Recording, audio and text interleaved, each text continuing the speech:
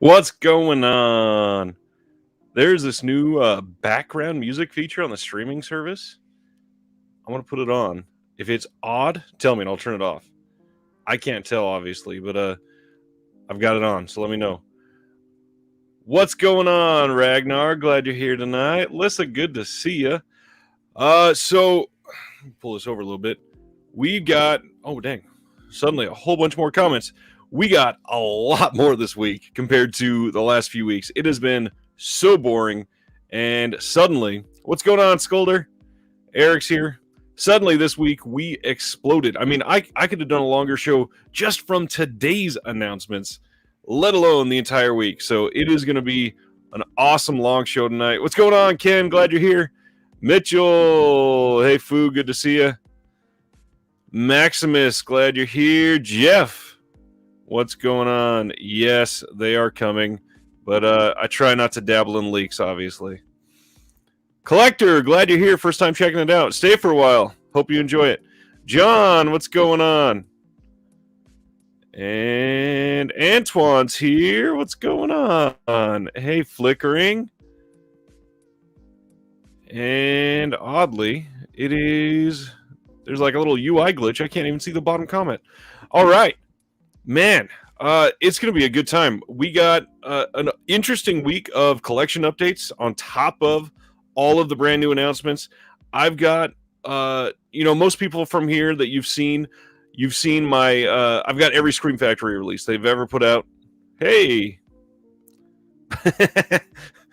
my wife is here. Hello. She's telling me happy birthday tomorrow. Thank you.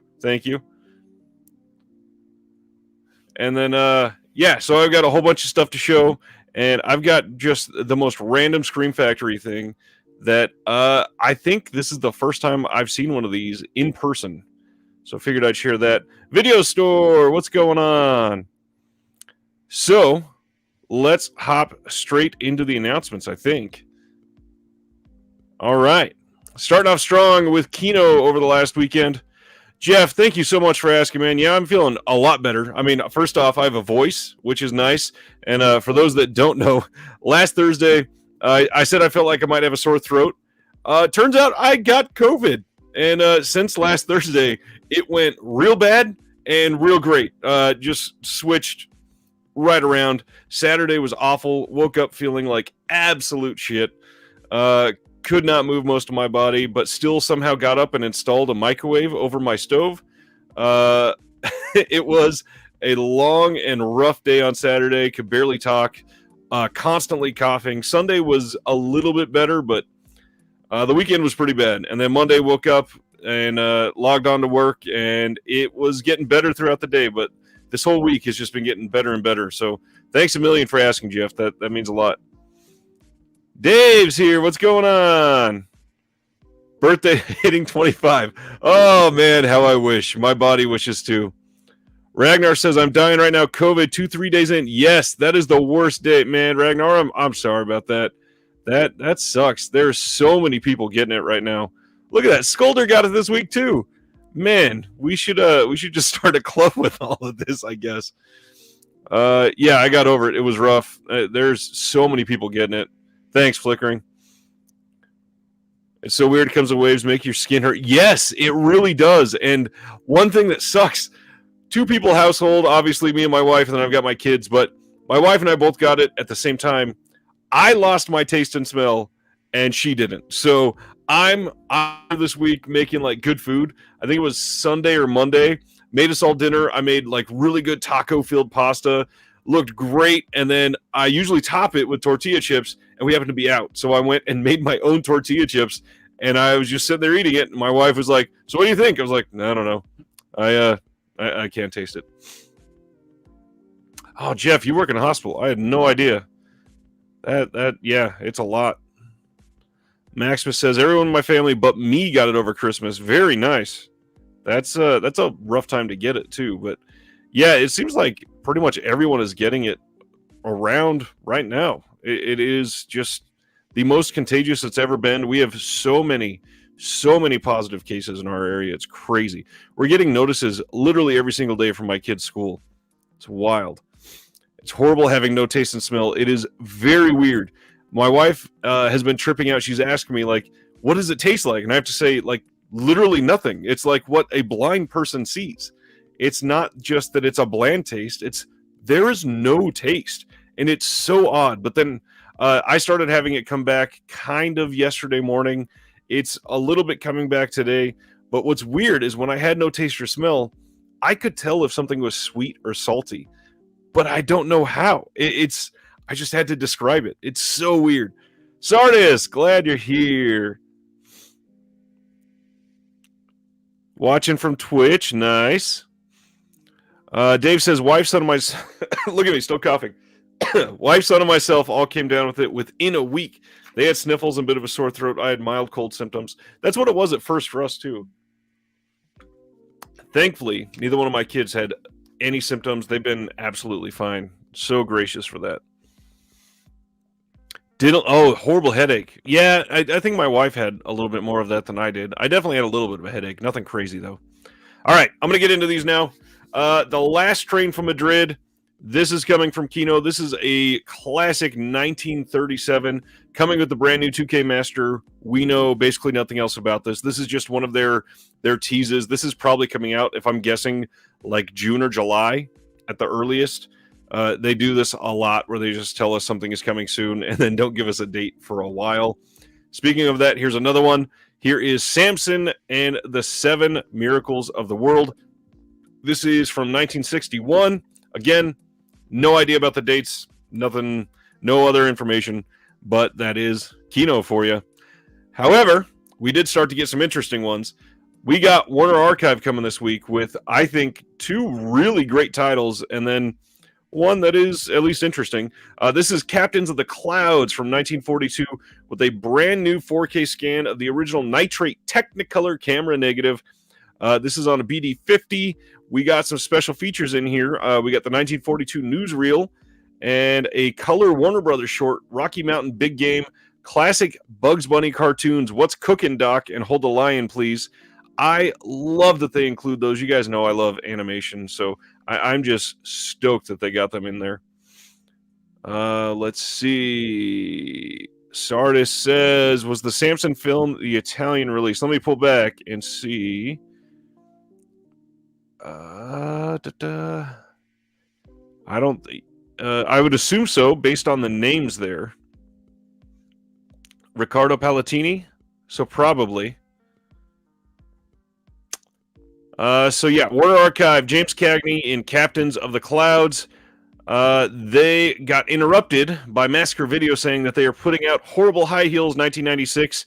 Again, supposedly, this is another one of the classic, who knows when Massacre Video is actually going to release something that they're teasing. Let's see, Mitchell says, Ricardo Freda. Yep, that's another one, so it's got to be. And then after this, we got 2 more from Warner Archive. This one is the most, I won't say interesting, but this is the one I'm dying to have, and I kind of want to pre-order this one. This is from 1962, The Wonderful World of the Brothers Grimm. Now, there are some really cool things about this title, and I want you to see what they have listed at the bottom here. So this is one of their classic 2-disc deluxe editions. This one might be very similar to like the Frankenstein release from, I think that was 2020 that they put that out, fall of 2020. So this is going to be 2 BD50s. Disc 1 is restored Cinerama image letterboxed. The Disc 2 is the restored Cinerama image in Smile box format to approximate the curved theater experience in the home, which is such a cool idea. Let me take a look. I think that they included some information on how they're doing that. Yeah, so at the bottom here, meticulously restored from its original Cinerama negatives, this fanciful delight is a treat for audiences of all ages, and this deluxe 2-disc edition gives the viewer the opportunity to watch the film either in a traditional letterbox format or in the Smilebox format, which attempts to recreate the immersive Cinerama experience with a simulative curve to the screen. So the Cinerama, obviously a world-famous theater that is in Southern California, and this is going to be an absolutely incredible release. I cannot wait to see this. The restoration on this, I guarantee, is going to be good. This is one of those ones that you can tell they put everything into, and I'm so glad that Warner Archive is like back. What's going on, nerd? Glad you're here. Let's see. Sardis watched the Golden Ninja Peplum titles last week. Nice. What'd you think, Sardis? I'm glad you've been getting into those.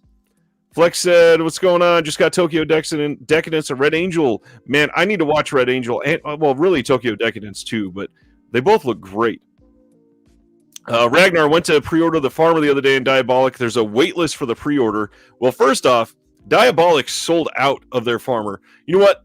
Let's take this down for a second and talk about The Farmer for a second. So last week, we went over the fact that they announced The Farmer. Big deal. Long lost title.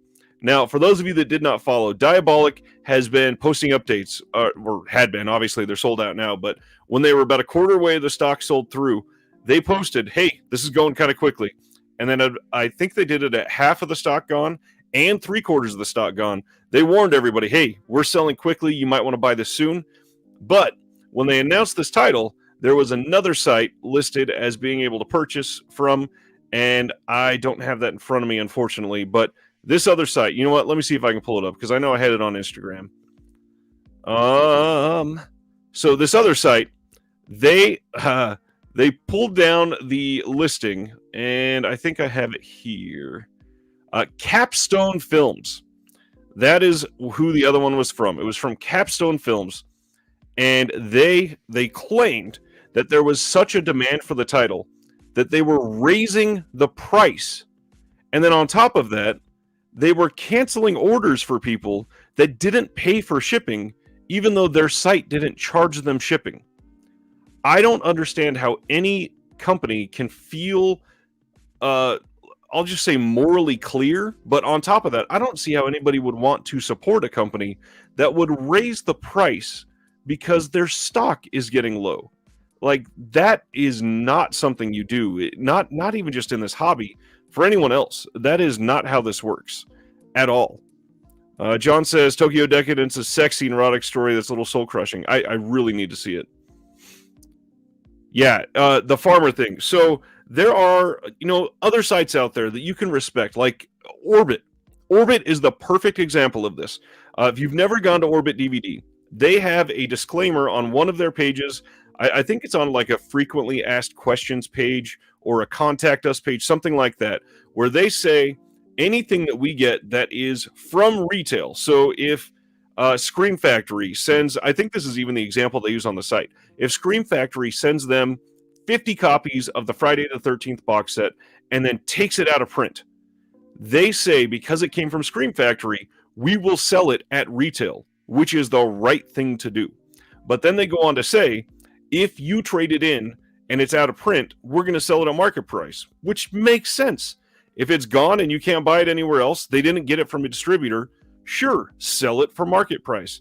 I don't understand this other site. Now, digging into this, and some of you that have been watching for quite some time on this channel will know, I fucking hate Code Red. I hate Code Red for everything they do. I hate Dark Force for being associated with them. I hate everything about it. But if you look into it, Capstone Films is headquartered in around the same area where Bill Olsen used to live. Now, I'm not saying it's a Bill Olsen-owned company, but supposedly he had bought the rights for The Farmer a while ago. Is that a coincidence? It might be. I'm not trying to throw that out there and say that it's a fact, but I will say I agree with Ragnar. A lot of people have been talking about how hokey Capstone is, and I could not possibly argue with that. I don't understand how you could possibly feel good about sharing that type of information openly and saying, please come buy from us. We're raising the prices because it is going down. John, yes. It's not a fully limited release. It is just a limited slipcover. It is going to be in print. I don't get it. Oh, Collector, absolutely. Orbit is top of the game, in my opinion. The way that they do things so openly, they are amazing. Yes, there's my Dark Force hate. The stream is complete. I love it. It's just a part of the bingo card. So, anyways, that's enough about Capstone. We don't need to give them any more marketing. Let's go back to this because this is fantastic.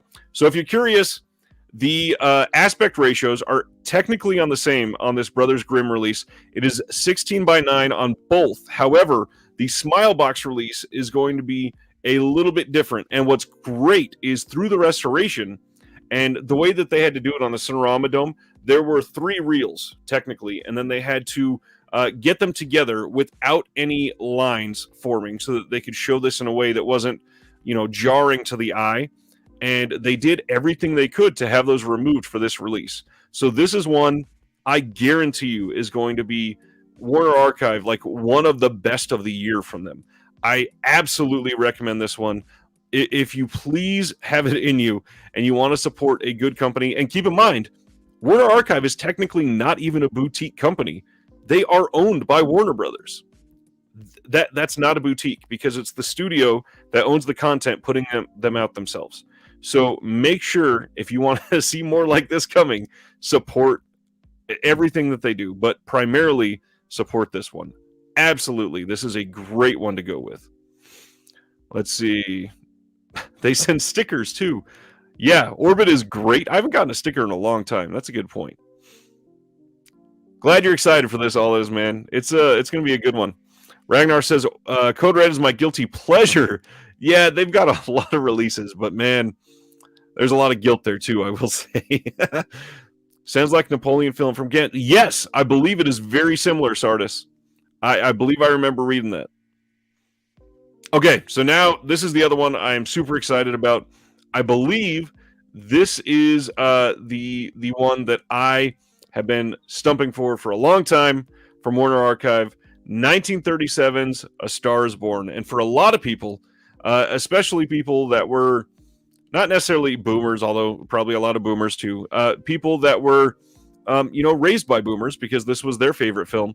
This is their favorite version of A Star is Born. And has there been 4 versions of A Star is Born now, or is it just 3? I can't remember if the Bradley Cooper one was number 3 or 4. But there has been one of these for basically every major generation. And this, as far as I'm aware, is the first one that existed, but also really took off. Now, I don't love the cover art on this, but I think what they were going for is really highlighting the more modern romance version after the Bradley. Oh, thank you. Eric and Mitchell will both tell me that this is 4. Appreciate that. Let's see. And Antoine, you guys are awesome. Thanks. I could never remember if there was a third one. There's one in the 70s. And then there's one earlier too. Is it the 50s? Man, it's been a long time. What Price Hollywood is technically the first film? Well, yes. Yes, Ken. I'm so sorry. But yeah, this one has Janet Gaynor and Frederick March from 1937. 4K scan of the nitrate Technicolor camera negative. Stoked that we're getting that. Brand new scan. Really glad they're not going into the archives with something from like 2005. This is going to be another home run. This is also just going to be one of those standard 1-disc releases. So I see this being one of the ones that are on sale on Amazon pretty quickly. So if you're wanting this, I would add it to your wish list as soon as possible, and then just pay attention to it. That's a good time to plug. If you're not following Disconnected on Twitter or Facebook, I put all of my deals on both of those 2 sites. I generally don't post them on Instagram or on YouTube. I'm not trying to spam everybody, but I do know that there's a lot of people that love some of those deals and really want to get in there as soon as possible. So Twitter and Facebook also might be working on a possible other way to deliver deals in the near future. Yeah, Eric, the Christopherson and Streisand one is one that I saw quite a few times growing up. Yeah, that one is one I'm familiar with. Judy Garland is in the second one. I do believe that's correct. But I can't remember when. Was that I don't think it was the 40s. Was it the early 50s? Can't remember the year on that. So yeah, we got a Star is Born. Really great release. Moving on, we got a glut of releases coming from Umbrella. And I do mean a glut. Somehow I missed that. Thank you, Eric. I thought it was the 50s. I appreciate that. Mitchell says the 50s too. Man, you guys are great. With James Mason, okay. I don't know that I've seen that one. Now that you say James Mason, does that one have a good release? Man, I am lost on that one. Okay, so I missed Umbrella announcing any of their releases coming up for the month of March, and so I just posted them all at once, and we got a bunch here. So the first one, this is just a repackaging of Reanimator, Bride of Reanimator, Beyond Reanimator, Dagon, and Color Out of Space. This is what they're calling the H.P. Lovecraft collection. Obviously, Reanimator, which I happen to be wearing a Reanimator shirt right now, is a great trilogy and obviously one of the most famous adaptations of a Lovecraft story. And then on top of that, Dagon from the early 2000s, and then Color Out of Space is the newer film, the Cage, and unfortunately Richard Stanley version. Cthulhu, yes, the one who wrote Cthulhu, that's Lovecraft. The tentacles that you're seeing here, that is in reference to the movie Dagon in this set. It is a very wet movie. It is very much a damp film. Nerd says, I'm happy it's 5 individual discs. Me too. And I think they did that on purpose, obviously for higher quality. But on top of that, they don't have to change anything from their original releases. They can just put those exact same discs right into here. And this will probably sell for around 50 or 60 bucks. Ragnar watched Bluebeard. Pretty good. Nice. I have heard that was good. I've not gotten to that one yet. It was restored with the Digibook, somehow roadshow length by what they could restore. Interesting. That was the 50s one, right? Huh. My rare limited Arrow Reanimator and Bride Reanimator. That Bride Reanimator is great. Obviously, we know that there is a 4K version of Reanimator coming soon. So that if it is Arrow still, it probably is coming in that exact same limited case and everything, because that's what they're doing with all of their re-releases for some reason. That'll be an interesting one. Star is Born with Judy Garland. Yes. That was the restored Digibook. Interesting. I didn't know that got a good release. And of course, I do that once a week. So let's carry on. Next from Umbrella in March, we got the Cannonball Run with, of course, Burt Reynolds, Mr. Roger, James Bond Moore, Farrah Fawcett, and Dom DeLuise, the funniest fat man from the 70s and 80s. Well, I guess not the funniest fat man from the 80s for sure, but I loved Dom DeLuise growing up. That was a bold statement. Let's not hold me to that. Hundreds of car enthusiasts, starred by Hong Kong and Hollywood movie stars, start on a 3,000-mile dash across the U.S. Everyone has their own crazy ideas of how to beat the field. The chase is full of hilarious and exciting incidents. Reynolds and his team member lead the race to the finish line. However, at the last moment, that is all they posted on their press release, and it was sad. But, yeah, this is going to be a great release, I'm sure, the Cannonball Run. Could you imagine A Star is Born, but directed by Jess Franco with Lena Romay? Oh, man. I love your imagination, John. Man, that is a double people standing up for Bluebeard. That is really good to know. All right, Cannonball Run, obviously classic. Pretty much everybody's seen that. Getting a good blue from Umbrella. Getting another Blu-ray release from Umbrella under their Osploitation Classics line is Snapshot. Now, I did not plan this. I'm taking this out of a stack of other things. I happen to have the 88 Films release that just came out really recently. This is just a slipcase. 88 Films release of Snapshot. This came out late in 2021. And Snapshot is a decent film. It's not that bad. It is one that is very interesting. And to share, let's see. This has Osploitation Sampler CD, booklet, audio commentary, another audio commentary, extended interviews from Not Quite Hollywood, some interview featurettes, the original edit taken from a VHS source, so not going to be that great. Already available to order. If you're really looking for this, Orbit will get it in. Diabolic will likely have it. Grindhouse Video has been getting Umbrella consistently, so absolutely, if you want this, they will have it. I don't have any of the Osploitation classics near me, but they are, if I'm remembering right, numbering the spines even. Same is true for the Beyond Genres, which we're actually about to talk about. So Umbrella is doing pretty well with a lot of these lines. They also got another line that we're also about to talk about. I should just move on to those before I keep saying that too much. This is one, Sensual Cinema. I believe this is the second or third release. This is coming March 9th as part of their Sensual Cinema line. This has 1976's In the Realm of the Senses and 1978's Empire of Passion. I have not seen either of these, but it looks really good. And then on top of that, there's an interesting extra here called Cinema and Censorship, the films of Nagisa Oshima, a discussion with Solrun Hoes, Melbourne-based film director and writer. That sounds like an interesting conversation, at least. Mitchell says, who will be your partner? Jack Taylor. Oh, man. Lena Romay. So speaking of Beyond Genres, the next one, and this is going to be number 16 in the line already, which seems very quickly that they got there. This is Heavy Metal. Now, before you get too excited about this, don't forget, Heavy Metal is coming out on 4K in the US through a Steelbook and a standard release, I believe. That's not been fully announced yet, but it will likely have a standard. And I believe, if I'm remembering right, Heavy Metal and Heavy Metal, was the next one called Heavy Metal 2000? I think they're both getting a 4K release in a Steelbook, exclusive to Best Buy.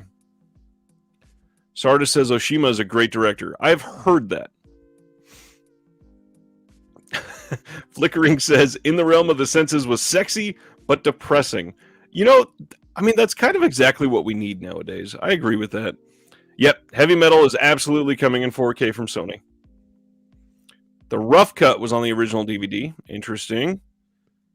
Heavy Metal 2000, that's what I thought. So yes, the release by Sony will have both of them in 4K is what I've been told. So if you don't want to go for Umbrella, this will be coming out in March, but the Sony one, I believe that has an April date slated right now. So won't have too long to wait. Is there? No. Okay. Next one. I love Richard Pryor and Gene Wilder, and they have done so many great things. We got See No Evil, Hear No Evil, which is literally one of the biggest known titles with both of them. And then we have Another You. I believe I've seen Another You. I know I've seen See No Evil, Hear No Evil like 312 times probably, but I kind of want to get this one just to support Umbrella. Glad they're doing stuff like this. Yeah, this is one of those if you know titles. Oh, that's right. I forgot I paired this with a couple things. They are also putting out a retro horror triple feature with The Bride of Frankenstein, Son of Frankenstein, and House of Frankenstein. And then they're putting out Worlds Gone Wild double feature with Orwell's 1984 and The Handmaid's Tale. Speaking of depressing, let's just get that in and double feature that every night until like the next election, I guess. This Umbrella includes the reading the book that is not on the original Blu-ray. Interesting. Sardis says, recommend Death by Hanging from Oshima. I will be writing that down. And as you know, I pretty much always take those recommendations. All right. Okay, so this was a big one. We got a tease the other day that Lamb was coming from A24. Now, this is the first physical media release of this film. Most of the time when they have put these out, we've had The Last Black Man in San Francisco and Midsummer. Both had previously gotten releases before A24 put them out. So when A24 posted that they were going to be releasing this, we weren't entirely sure what that actually meant. So as it turns out, it looks like it's going to be exactly like the Midsummer and Last Black Man in San Francisco releases. And look at this packaging. So we've got this front here. Here's the back. And this thing is just so beautifully put together. I love the way that they've done these releases. And as you can see here, just like The Last Black Man in San Francisco, this is going to have a slew of extra features. We've got 2 short films by Valdemar Johansson and visual effects reel 4 deleted scenes. And then we got some art for the lamb on the inside, and this final shot. And I think, yeah, that is it. But the big story is this is coming in 4K and Blu-ray, not in a dual pack. You have to choose one or the other. But this is the cheapest one that they have released yet. This is very inexpensive. Let me take a look. The last one, I think Midsummer when it first came out was $45. Lamb is only $34. And the big thing is it's the same price for Blu-ray and 4K. Now, a lot of people have not seen Lamb yet because it didn't have a great theatrical run. It went on a lot of the film festivals, obviously. It's that style of movie. So a lot of people are worried about blind buying this. Now, I have not seen this yet because I was waiting for physical media. And from what I'm hearing is that this is a very, very art house heavy film. If you tend to like art house films, you will love Lamb. Otherwise, supposedly, you're going to hate it. If you don't like art house, you probably don't want to watch Lamb. Ragnar, no. Ragnar says, am I the only one that thinks that the 18 sticker on all of the overseas releases ruins the artwork? No, I hate it. Let me see. So, again, the slipcover for Snapshot in the bottom corner there has the 15 rating on it. I hate that. I think it is god-awful. I was not going to show this one, but I got in P2 from overseas. Why is this on the front? I don't need to know that twice that this is rated for somebody who's 18. Ridiculous. Absolutely ridiculous. I can't stand those on any of the releases, which is why I love when they're going all out for the limited ones, that it is a it is generally a sticker on the front of it that can either be peeled off, not pulled off, peeled off, or if it is on like the J card, normally you're not going to leave that on. The synopsis for Lamb. So this one is an odd one because I had the exact same thought as you, Jeff. And when I went to look this up, it was, let me say, not super reassuring. So for Lamb, it says, a childless couple, Maria and Ingvar, discover a mysterious newborn on their farm in Iceland. The unexpected prospect of family life brings them much joy before ultimately destroying them. So that's at least intriguing, and it sounds like a very, very, very A24 film. Very. Yes. So that is Lamb, and that is a 2021 film, by the way. All That Is Man says, I'm sad the 4K Midsummer was bare bones. The book was cool, though. I agree. What I think Midsummer was for us was a proof of concept to see that they would sell. Now, thankfully, everybody wanted that director's cut on Blu-ray, and everybody wanted a 4K. So when they put that out, they did not want to put any more time or money into it. You notice the second one that they did that for, it got a lot better. I mean, the Midsummer, it didn't even have a goddamn menu on the disc. You popped it in and it said play, or I think it said like play with subtitles or something like that. It was crazy. Brooks says the German rating sticker is worse. There are, yeah, it's definitely worse, but there's a lot that are bad. Usually why I don't go region B. I agree, although most of them you can get rid of. I mean, let's see, does this have one? Yeah, I can't get rid of that. Never mind. I shouldn't have brought that up as an example. Some of my collection update, we're going to talk about some more of those. Second is the Irish rating. The Irish rating. What does the Irish rating look like? I don't know that I've ever bought an Irish release. You have intrigued me, Skull, there. Thank you. Sardis says, I feel the same way about barcodes. Oh, gosh. Yeah, on comics, that's rough. Eric says, missed out on limited Hard 8. Now have the obnoxious rating covering some of the artwork. Oh, it's covering it. Yikes. That sucks. Okay, so that is Lamb. And if you buy from A24, they are shipping already. And I think, let me pull it up one more time. Yes, the Blu-ray and the 4K are still both available to order right now for $34. They are still in stock. you can purchase now. It's not something.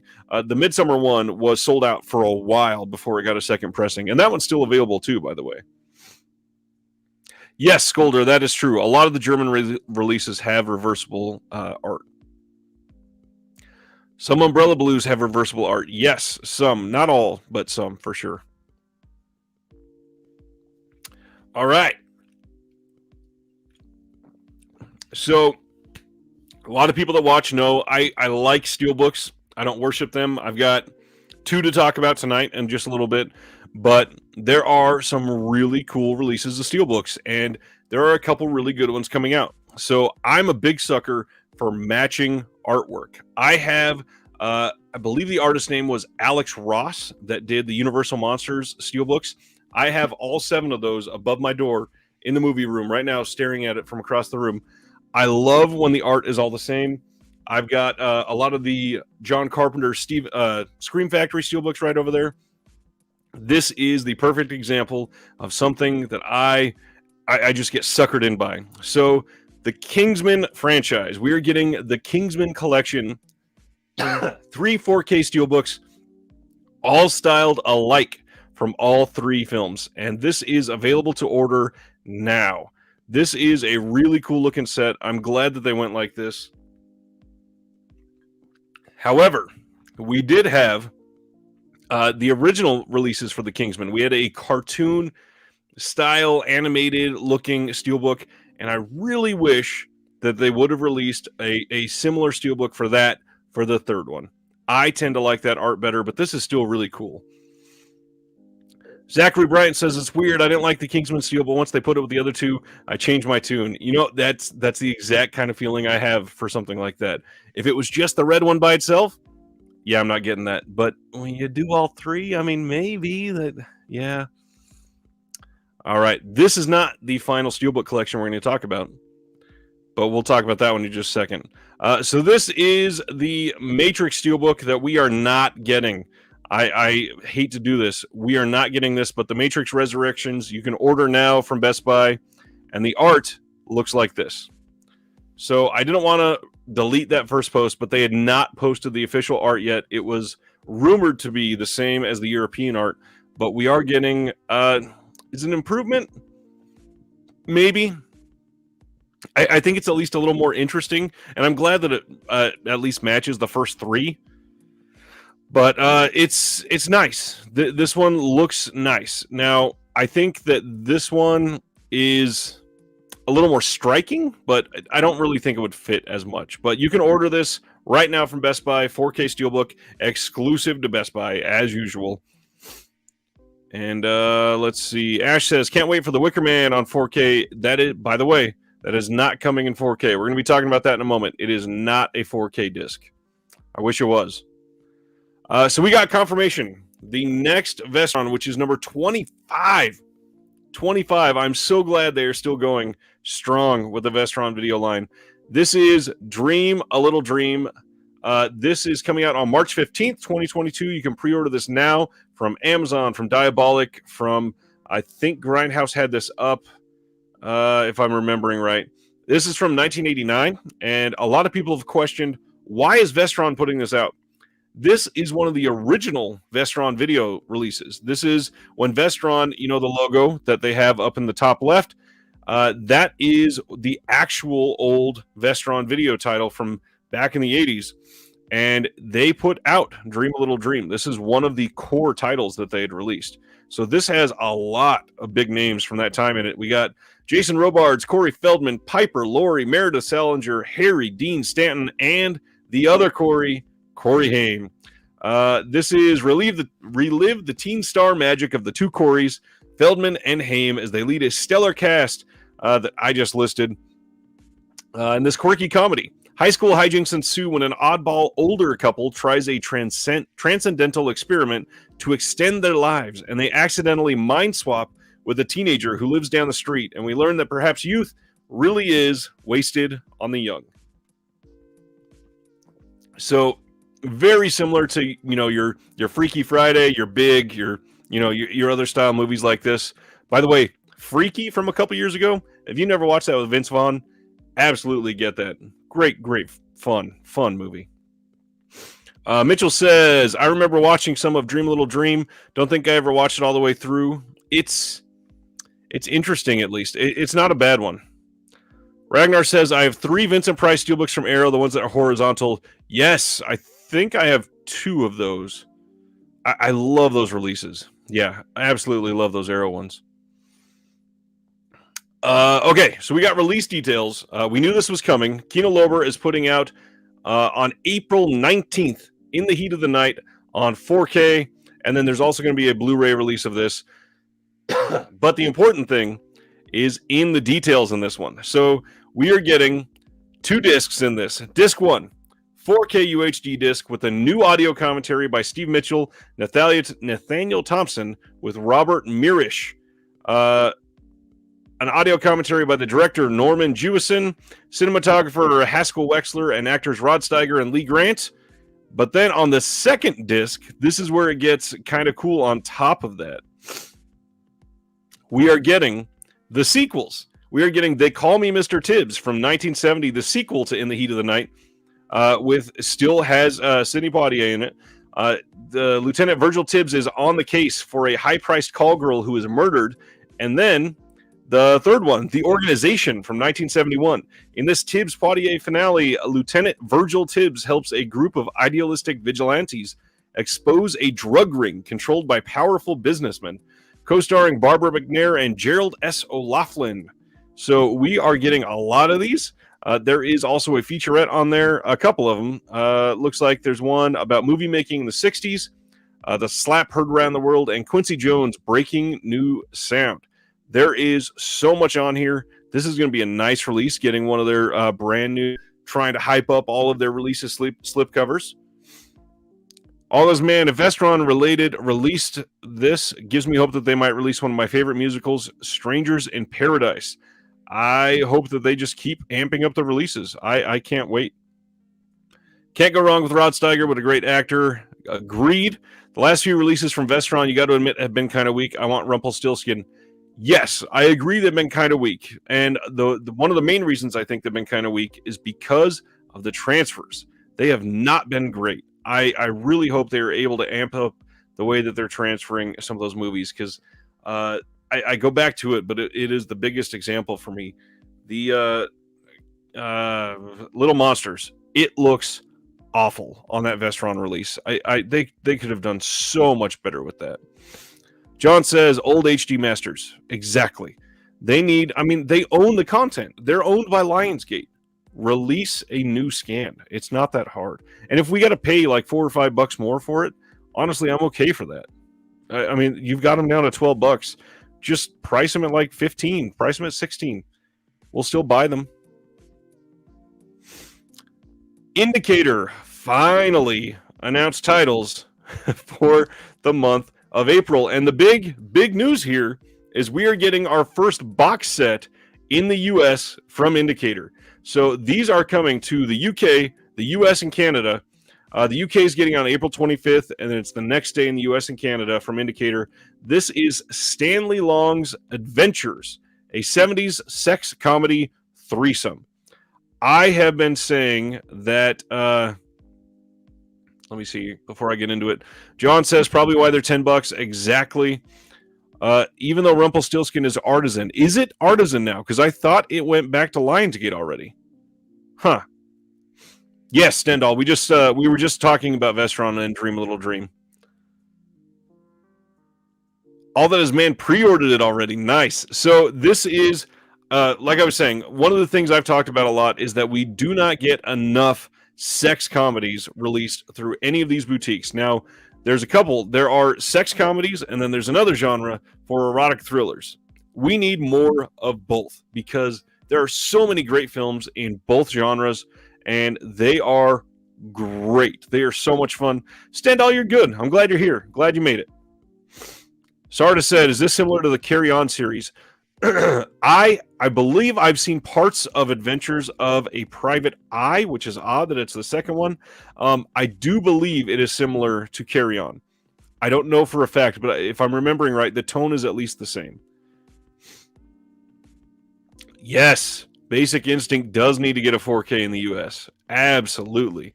It's a good movie in the heat of the night. Yes, In the Heat of the Night is a great movie. So, dubbed the king of exploitation by the UK's tabloid press, Stanley Long reached his commercial pinnacle in the late 70s with his trio of sex comedies. Now, these came out 1 year after the other, 76, 77, 78. Crazy. So, beginning with Adventures of a Taxi Driver, Long quickly set the template with the saucy antics of a cheeky cabbie who gets more than his fair share, haha, becoming the most successful comedy at the British box office that year and a bigger money spinner than Scorsese's Taxi Driver. The film was quickly followed by The Adventures of a Private Eye and Adventures of a Plumber's Mate, presented on Blu-ray for the first time anywhere in the world. And goddamn do I love to read that sentence. First time anywhere in the world on Blu-ray. Long's titillating trilogy is accompanied by a host of extra features, including archival audio commentaries with Long, the Best of the Adventures compilation film made for the Nashant videotape market of 81, and a selection of new interviews and documentaries which have been specially produced by Long's friend and biographer, Simon Sheridan. So if you have never, ever had an Indicator release, I will tell you now that this is going to be a great release. So they do some incredible releases for box sets. And then on top of that, their number of special features is unrivaled by anyone else. There are companies that try to do what Indicator does, and you could total up 5 or 6 releases from other places and not get the number of features the Indicator puts on one. They do great stuff. John says, hope this sells well because I want Italian sex comedies. Yes, especially the Edwidge Fenech ones. Mitchell wants all of the Edwidge Fenech Italian comedies. Yes, please. Gosh, get them all out. Ash says he wants the original Omen in 4K. Yeah, me too. That's a great one. All Those Man bought the Sexy box set. I happen to have that within arm's reach, and I talked about that the other night on my show with Flip on Tuesday. This is one that I'm stoked came out because the titles in this, The First Turn On, Stuck on You, and Waitress, I remember seeing, I believe it's Stuck on You. It says a couple suffering from relationship troubles travel through time to learn from lovers through the ages. I believe I remember that one, but I am so stoked that this got a good release. Yeah. I don't generally love a lot of the Troma releases, but something like that, I had to support it. Absolutely had to. Some of the recent Scream Factory releases have been erotic thrillers. Yes, and I mentioned on one of the streams late in 2021 when those were coming out that I hope that this signals a coming wave. That was a bad pun. A coming wave. Never mind. An incoming wave of erotic thrillers, because there are like an endless mine of erotic thrillers that they could release. Sardis, can you get this from somewhere other than Indicator? Yes. You can order this right now from Diabolic, or this will be on Amazon. This will be on Grindhouse Video. Orbit DVD will carry it. This is getting distributed in the US, so this is going to be everywhere. Yeah, absolutely. This is going to be everywhere. Sardis, thanks. Yes. So again, first US box set from Indicator. This is a big deal. But they are also releasing One for the Road, a film by Chris Cook. And this is from 2003, more of a new film from them. This is made in Nottingham using early digital cameras. This darkly comic tale of alcohol abuse and male fragility boasts a fine ensemble cast, including Indicator favorite Hywell Bennett, as well as Rupert Proctor, Greg Chisholm, Mark Davenport, Mackay Dring, and Joanne Byers, presented in what promises to be one of our most extensive editions ever. Cook's film is complemented with a brand new retrospective documentary, a collection of short films by Cook and Davenport, and much, much more. Now, as I just stated, they always have extensive extras on every single release. The fact that they make sure to say here that it will be one of their most extensive editions ever, that is very telling. This is going to be a wild, packed to the gills release from them.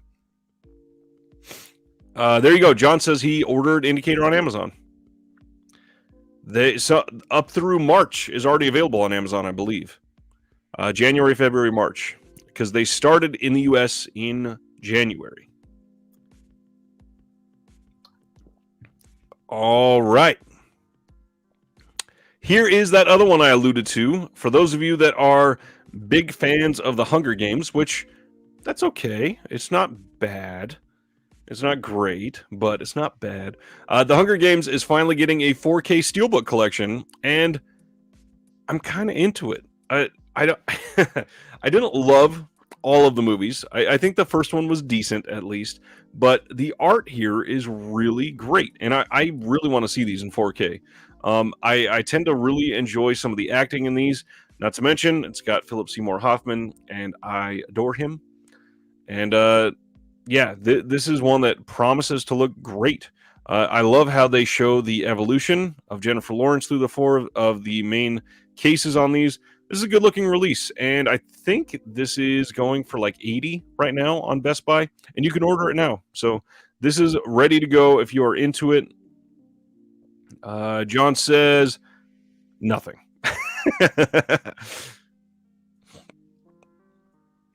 Okay. So today took a wild turn. There were so many announcements today. The next 7 are going to be Imprint, but this is one that we are going to drill deep down into because this is a big deal. Lionsgate has been getting great at Steelbooks, and those are 2 that we're going to talk about because I had to go get a replacement for this one, and I got the other one that just came out this week too. I love Lionsgate Steelbooks. Ragnar loves Bavarian sex comedies, don't we all? Stendhal says, my Hunger Games is Battle Royale decades before, and it's a lot better. I agree. Okay, so The Wicker Man. This is getting a hell of a release. So Imprint is putting this out in one of their sturdy box sets. It is obviously just one film, but it's getting 3 cases for some reason. Obviously, this is going to be an extensive set. So for those of you that don't know, The Wicker Man, cult horror classic in which devout Christian policeman Sergeant Howie, played by Edward Woodward, finds himself summoned to a remote Scottish island to investigate the disappearance of a child. On arrival, Howie finds himself increasingly isolated and humiliated by the actions of the island's community, who belongs to a bizarre pagan cult led by the charming Lords Summerisle, played by Christopher Lee, in what a weird role. As preparations for a sinister ritual celebration reach fever pitch, Howie, whilst trying to fend off the advances of the local landlord's daughter, Willow, begins to suspect what role the islanders intend him to play. So, if you don't know, The Wicker Man is an incredible film. Synapse put out the Schoolgirl Report series. Some of them are just hilarious. Nice. Wicker Man box looks great. Is it region free? I might triple dip for extras. I believe it will be. I will pull that up to verify here. But to break down what we have here. So all I added, you know what, let me just pull up the Imprint site so that we can look at all of this one together, because I did have to only share some of the information on this one because it was so extensive. So let me stop sharing this screen and instead share Imprint Films. And that's probably a little small for everybody. Let me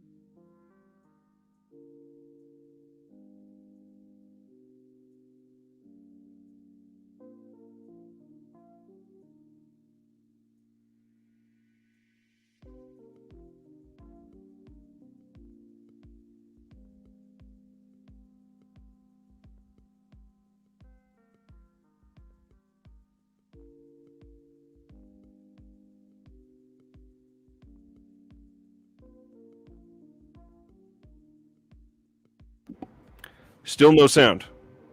Is there anything yet? I'm not showing muted on my end. So I hope that this is not an ongoing problem. Testing, testes. Can you hear now? Okay. So all I did was read out the top of that. I apologize for no sound. Now, everybody is saying what I wanted to talk about. This is listed right now at $120. Now, keep in mind, this is an Australian price. So $120 is still a lot. This is actually about $85 US. Now, while that is a lot, keep in mind, it is going to be four discs. And I understand that that's still expensive, but it is the first, as far as I'm aware, there is, do I have it near me? I know, damn it.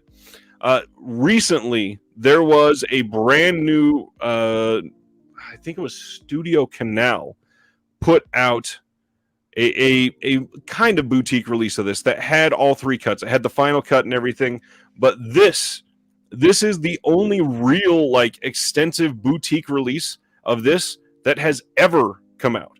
So this is expensive. I get that. But if you want to save a little bit of money, do not order it direct.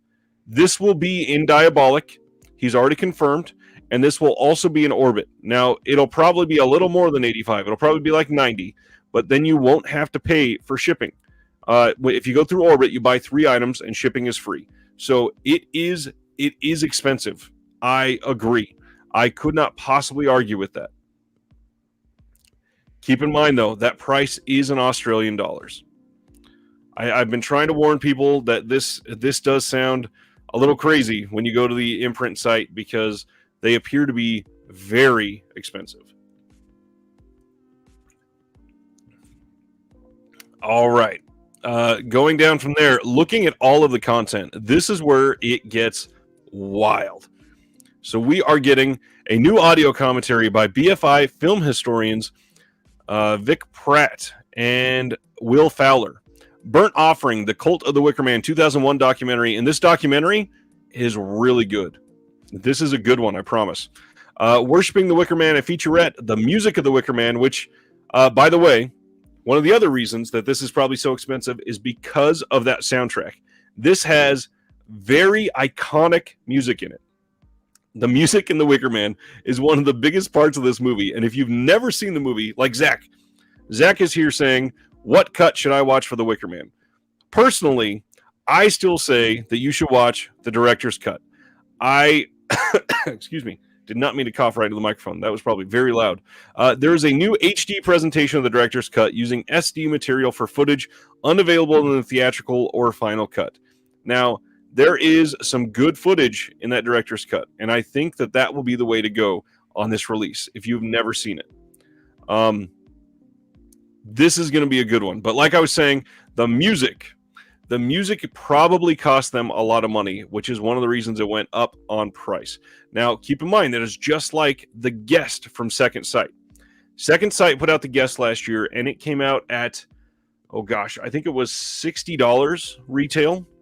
$60 US retail for The Guest. And the reason was because it came with the CD soundtrack for the first time ever. So that was a big deal because the music in The Guest is really good. Now, the music in The Wicker Man is extremely iconic. So it is a big difference thing, and that is most likely why it's a little more expensive. And the one and only Michael H., if anyone thinks this is expensive, wait until you have to pay the secondary market price. Sad but true. I don't understand how a lot of these prices get shot up to the ceiling they do so quickly. But yeah, it gets crazy. Man, I apologize for how many comments I got about going mute for a little while. Ragnar says 150 is absolutely outrageous. Everybody was into that movie already, owns that movie. I got the wooden box from Anchor Bay with all 3 cuts. Yes. But one of the things, Ragnar, I don't know how old you are. I don't know you personally, Ragnar, but there is an entire new generation of film fans getting into these films. And I'm not saying that it's reason to exploit them. I'm not saying that it's reason for us to charge more because we can. But for everybody that is into it, not everybody has this anymore. 20 years ago when Anchor Bay released the wooden box, yeah, maybe everybody had it. But I think that not only is there a new generation of film fans, there's also a new set of people that the pandemic has caused to be collectors. People that are stuck at home that never wanted to worry about physical media are now in love with it. And we are seeing that across all of the boutiques. People like Vinegar Syndrome are upping their print run because of the sheer number of sales. So this is a whole new generation of releases, and we're getting new special features and all that. So I do wish this was in 4K, but it is not. It is just a Blu-ray release. We are getting, as far as I'm aware, I think this is pretty much every special feature that has ever come out for this movie, all in one box. So that was the first disc. Second one has the UK theatrical cut in HD, and then the director's cut, like I just mentioned, has HD with SD inserts. There's also an audio commentary on the director's cut by Christopher Lee and Edward Woodward, and the director Robin Hardy, moderated by Mark Kermode. And then there's a featurette on making the audio commentary. There is a bonus feature for a bonus feature. Fu, yes, you absolutely should change that. The Wicker Man is it's magical. Genuinely, it is one of those films that you watch and are just blown away by because of how, there's certain scenes in that movie that are so awkwardly weird that it is beyond charming from awkwardness in certain scenes, and it's so odd. Ragnar says, okay, I have a beautiful Studio Canal Steelbook of The Wicker Man with all three cuts that came out a couple years ago. That's better. I don't know how it's better when there's new special features in here, but it's another one. Yeah, that's just another option. Nobody's saying you got to buy it. The film elements, I was told by many people for Wicker Man, was not in great condition, but they look good as far as I can tell. I just watched it earlier this year. To a point, Sardis, I understand that problem, but there's also a lot of people that are wanting a definitive release for this, and this appears to be that. And again, it's Australian dollars, so it's going to be less than it appears, but yes, it is still expensive, and we get that soundtrack. I've always wanted that soundtrack. Eric saw this in the theater in 97 at a midnight screening at the Music Box. Not sure which version it was. Interesting. That would be a wild one to see in theaters. So that was second disc, and then disc 3 is the bonus disc. This has so much on it. We get interview with the director Robin Hardy. Folk musicians discuss The Wicker Man. The Wicker Man Enigma documentary from 2001. A new video essay. This one is exciting as hell. On the Wicker Man counterculture, hippie movement, and rise of feminism by Kat Ellinger. God, I love Kat Ellinger. New The Music of the Wicker Man video interview by author David Huckvale. The Golden Bough video interview about the pagan symbolism and the influences in British culture of The Wicker Man by author David Huckvale. XS, The Wicker Man 1998 documentary. New video essay from Dr. Adam Scoville, author of folk horror, Hours Dreadful and Things Strange. New interview by musician Robert Reed. The Willow Song promo video by Robert Reed featuring Engerard Bryn.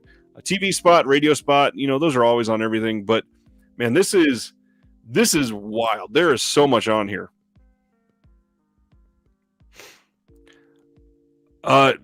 Just a heads up for anybody wanting to order from Imprint, it's $30 shipping to the US.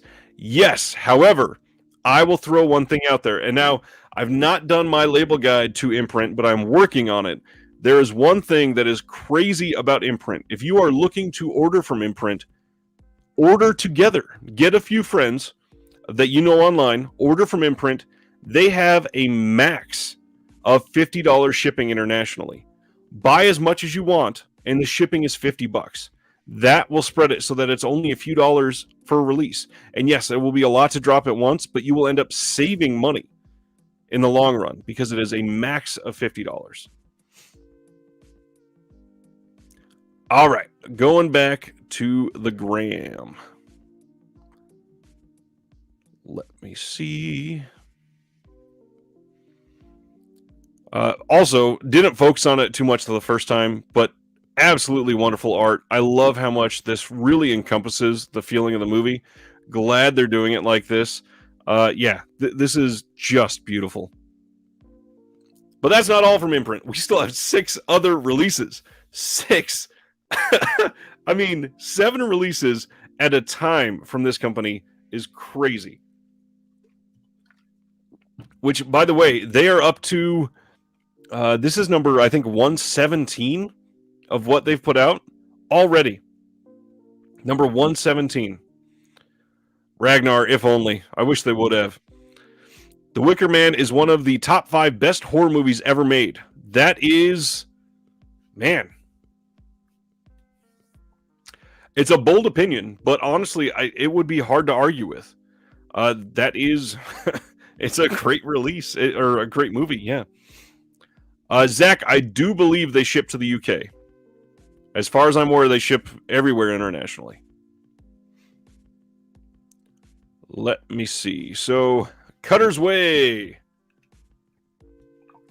This is from 1981 with John Hurd. Alex Cutter came back from war minus an eye, a leg, and an arm, and mad as hell. He lacks direction, drinks too much, and abuses his wife. One night, his friend Richard Bone witnesses someone dumping something in an alley. It turns out to be the body of a young girl. When Cutter hears about it, he embarks on a crusade to expose the killer, enlisting the help of the murdered girl's sister. Bone reluctantly joins them. Are they right, or are they in search of their white whale? Could not read at the end there. All right, so this is getting a whole bunch of special features and new special features. I got to be honest, I don't remember seeing this one. I don't think I have. I know that it's great. I've heard from everybody that it's great, and I can't wait to see this. I would not be surprised if this got a US release soon. So keep that in mind. Don't get it if you're going to regret getting it somewhere else necessarily. But Imprint titles, they sell pretty well here still. So you could at least sell it on the secondhand market. But that is 117. Coming up on 120 from Imprint is The Counterfeit Trader. This is with William Holden. Let's see. This is from 1962. The stakes were never higher or more dangerous for Eric Erickson, an American businessman turned Swedish oil trader. Erickson finds his life and fortune held hostage when he's blackmailed by British agents and forced into the perilous arena of World War II espionage. This is based on a true story. It's getting a new audio commentary by Lee Pfeiffer, publisher of Cinema Retro magazine, with film historians Paul Scrabo. And then there are some other special features that were on some past releases on there. So it's not going to be a light disc. Looks pretty damn good. Chester says, I've ordered a couple of Imprint titles from Deep Discount. I don't know if they carry all of their titles, though. I have noticed most of their titles that have come to Deep Discount have been the single releases. I believe they had the big Zhang Yimou box set that they put out, but I don't think they've carried a lot of the big hard box releases. So I'd be a little worried about the Wicker Man set, although they're usually pretty quick to put up the pre-order. But then there's also the other thing to worry about. They have been known to cancel orders. So getting a pre-order in there does not necessarily guarantee that you're going to get it, unfortunately. That is always a risk with that site. Coming in, the next one is Across 110th Street from 1972. I love the tagline here. If you steal $300,000 from the mob, it's not robbery, it's suicide. Gotta love that. All right, this one is with Anthony Quinn, Yaphet Kotto. And again, I don't think I've seen this one, but this one looks right up my alley. I love some of these gangster movies, especially the old ones like this, the 70s up through the early 80s, although it's mostly like the late 60s and 70s that really killed it with these style films. This says, slicker than a Harlem shakedown, Across 110th Street hits hard with a jacked up smackdown thrill ride through the hell-raising hoods of Harlem. Cooler than cool, Anthony Quinn leads a hot cast, including Anthony Franciosa and Yaphet Kotto, in a hair-raising cop thriller that packs a double barrel of gory vengeance, raw, ugly, and unnervingly real. Directed by Barry Shear, and Anthony Quinn served as an executive producer. This is getting 2 new commentaries and then a whole bunch of catalog special features there. And then there's a new video interview with author Michael Coven.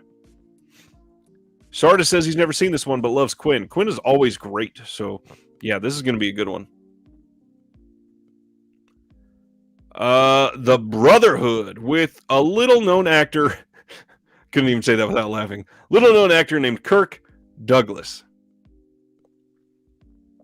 This is from 1968, and it also says this is number 119 in Imprint. The son of a powerful mafia don comes home from his army service in Vietnam and wants to lead his own life, but family tradition, intrigues, and power plays involving his older brother dictate otherwise, and he finds himself being slowly drawn back into that world. This is coming with a new commentary, again from Lee Pfeiffer, but not much else. And unfortunately, as they started to announce these, you'll notice that these are starting to get a little slimmer with special features. We started with the Wicker Man, where we have everything, and down the line, we start stripping them away till the bottom of the barrel of the month. Let's see. Keen says Kirk Douglas was a tight pile of love sauce. Gotta love that. What's going on, Jeff? Ragnar, it's funny how 2 different people have completely different experiences with a company. Deep Discount just had a fiasco a couple months ago and canceled a bunch of orders on everybody. Yes, that seems to happen every couple of months. Deep Discount is rough sometimes. I don't know to trust them. I think I've gotten 2 orders from them, but I've had at least 3 canceled. I mean, 2 out of 5 is not a great ratio. I got to be honest. Moving down, of course, clicking out of there again. Moving to the next one, which is a common title you're going to recognize here. The Dawn is Dead. I believe this was released by Kino. This is from 1973, and as you see here, we are getting a new commentary and not much else. Not going to dive too deep into this one because this is a title most people know. This is 121 from Imprint. Again, side-loading slipcase and limited edition for the first 1,500 copies, but it's not it doesn't tout any new scan. I'm thinking this is probably going to be a just the same exact scan that was released previously. Keen, this is only 720p also. It's not even 1080.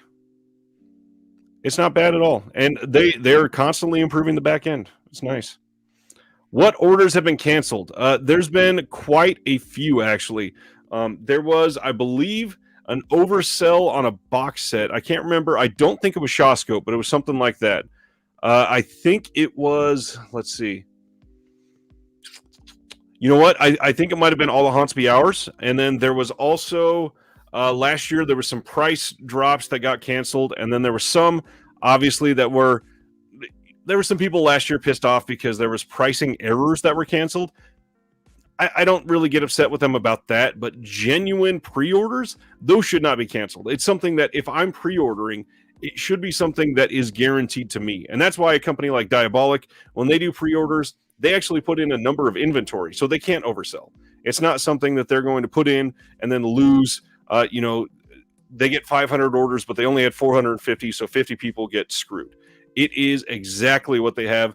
And usually a company like Diabolic, they actually underestimate, and then when they get them in, they list the rest that they had. That's the right way to do it, so that way everybody gets treated properly. Let's see. Yes, Eureka also released The Dawn is Dead. That's why I said it was a little familiar, because everybody's been talking about this title. But at least Australians can get this now, I guess. Next one, Man on a Swing from 1978. This is Imprint number 122. And as I stated, again, going down with the special features. This gets a new audio commentary by Daniel Creamer, and that is it. And this one, excuse me, I don't think this one has any other release at the moment that I'm aware of.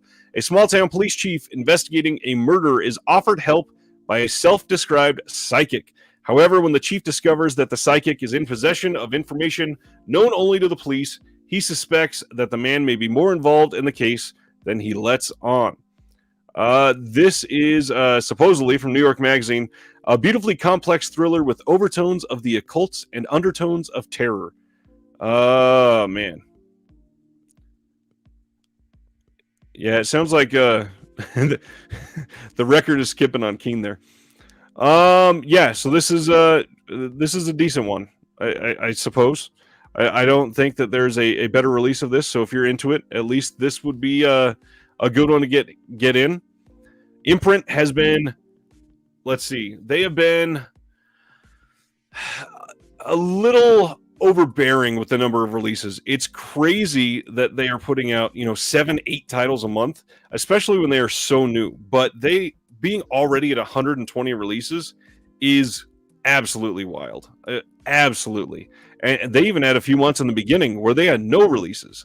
So they have been getting the amount that they're putting out every month is kind of insane. Finally, we are past Imprint and into some of the more fun titles. So Eureka, speaking of Eureka, we just brought them up a few times. Eureka is announcing finally that we are, yes, Ragnar, that was one of them. Hammer Horror 20 movie set. You're right.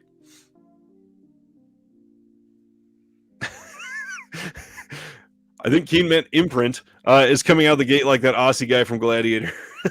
Yes, they have been overboard with the number of titles they put out. But speaking of overboard, we are getting another Hong Kong title from Eureka on April 25th. We are getting Dreadnought from 1981. They teased this last month, and they've been teasing a lot of titles. So we already know quite a few that are coming, even though they haven't technically been announced yet. So this is directed by Yuen Wu-ping. Dreadnought expertly blends majestic action sequences with superb physical comedy. And this is one that a lot of people have wanted for a long time. And this is going to be another classic Eureka, wonderful release. Absolutely great artwork on this. And on top of that, we are getting a ton of special features here. They are doing, let's see, first print run of 2,000 copies gets that new slipcase, reversible sleeve featuring design of the original poster artwork, 1080p presentation from a 2K restoration. The original Cantonese mono audio is present. And then, of course, we have the English dubbed. Optional English subs, newly translated for this release, probably by Frank Jiang, although we'll figure that out later. But speaking of him, brand new feature-length audio commentary by Asian film expert Frank Jiang. And I will bring up, if you have not watched it, Frank Jiang was interviewed by me and Flip on our Discovering Cinema show, and I think that interview might even be in my archives here.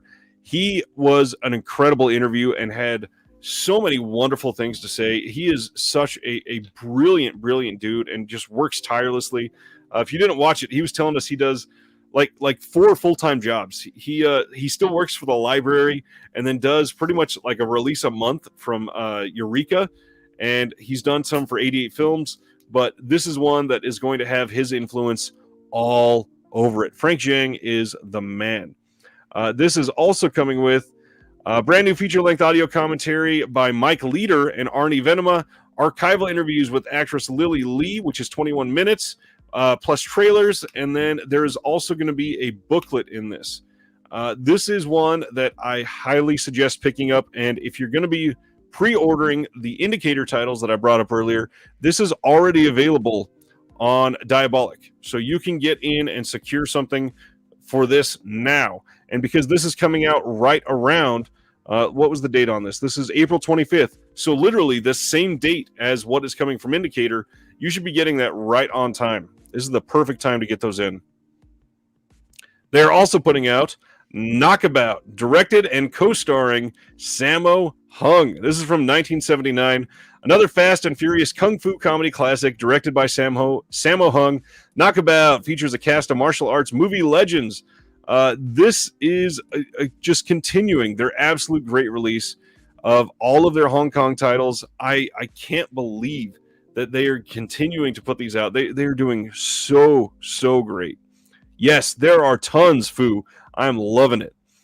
And let's see. Ragnar says they've been around a couple years now. I remember getting Charles Bronson, the Stone Killer, on Imprint a couple years ago. Are you thinking of Via Vision? Because Imprint has only been around since gosh, I want to say it was like May of 2020, something like that, or maybe it was late 2019. I don't remember the first one. Yeah, the first one was I think the first one was the War of the Worlds, the original one. The Year of Sammo. Man, Sammo has gotten a lot of great releases lately, that's for sure. So the synopsis on this one, brothers Yi Pao and Tai Pao are a couple of down-on-their-luck conmen after getting soundly defeated by the Kung Fu master Silver Fox. The brothers realize it would be in their own self-interest if they learned how to fight, and they ask him to train them. Unfortunately, their new master is actually a ruthless killer, and when the brothers realize this, one of them is murdered. To get revenge, the surviving brother must learn a unique form of Kung Fu from an unlikely source, a beggar who just happens to be a master fighter. Loving these. Yes, that Odd Couple release looks incredible. And then they are also putting out some titles that you might recognize from a company I just mentioned a little while ago, from Scream Factory. This is three Monster Tales of Sci-Fi Terror. Now, if you've got the Scream Factory releases, you do not need this because there is not much special coming on this one. All three of these have come out on Scream Factory already. We have Man-Made Monster, the Monolith Monsters, and the last one is called Monster on the Campus. They are from Man-Made Monsters 1941, Monolith Monsters is 57, Monster on the Campus is 58. Cool. I'm glad they're coming out. People in the UK, they have access to these now. That's good. But yeah, it is not something that we obviously need if you've got the Scream Factory ones already. Speaking of needing, Keen says, I need me more fat sex pests getting the farts knocked out of them. All right. Yeah. Sammo Hung. He's got everything for it. Yeah. The big thing is you don't got to buy the Shout releases. However, one of these, I think it is Man-Made Monster, that is only on one of the Universal Horror collections. So a lot of people did not buy those for some reason. So actually that one you might need if you're looking for all of these. Let's see. Orbit has a sale page up. There was some stuff on there. If you're interested in that, go take a look. They've got the limited edition Flash Gordon Blu-ray was in stock, and a lot of those had been sold out for quite some time. They also had, let's see, they had a Scream Factory release for, which one was it? Let me see. The Town That Dreaded Sundown. They have it for only $14.99, and that had been a little more expensive everywhere. The 88 Steelbook for Dragons Forever with the slip and everything is down to $33.99. In the Earth, the next Ben, what is his last name? Ben Wheatley, I believe is his name. In the Earth, that is down to $16.99 for that Region B release. So, yeah, these are very, very cheap right now. And then we got another Kino Lorber announcement. Coming April 5th, we got The Body of My Enemy from 1976. New audio commentary by Howard S. Berger, Steve Mitchell, and Nathaniel Thompson. Let's see. There is also the secondary cover art here. I'm digging this. This looks pretty damn good. This is a good looking release. Not a ton of features, obviously, but we got that commentary. 121 minutes. Screen legend John Paul Belmondo teams up with director Henry Verneuille and co-writer Michael Audiard for this stylish revenge drama. Professional Lee Marginal, let me see. For the stylish revenge drama, Francois Leclerc once romanced the beautiful Gilberte Legard, daughter of a powerful textile baron. Now only hatred holds them together. Framed for murder and imprisoned for 7 years, Francois returns to his hometown seeking vengeance. He needs friends, and friends are hard to come by in this town. Featuring masterful cinematography by Jean Penzer, The Body of My Enemy is a unique twist-filled neo-noir that offers a sharp critique of the French upper classes with the ultra-suave Belmondo in top form. What did you miss? Oh, man, you missed quite a lot. Yeah, Kino is great. They have been absolutely killing it. The February releases that they're putting out are great. They put up the March pre-orders, and then I saw that on top of that, they have a lot of the April pre-orders up.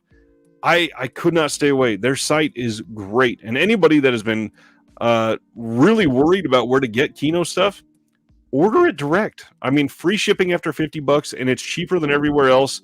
They use UPS, so it's fast shipping, and everything's in stock. And if you pre-order, you get it with, all of you that are all after those slipcovers, you get them on that first release. There is no reason not to pre-order direct from Kino. They do some incredible work. Absolutely. And that is it, as far as I'm aware, for big announcements for the week. Kino is like crack cocaine. Yes, especially with the sheer number of releases that they're putting out. So what we normally do after that is talk about what is coming out next week in case you need to get caught up. And I've got that up here. But the big one, obviously, Ghostbusters Afterlife is finally coming out. We are getting that odd box set that we've not gotten any real details about. Like we know the special features, we know the disc contents. The actual packaging and all that is still a big question mark.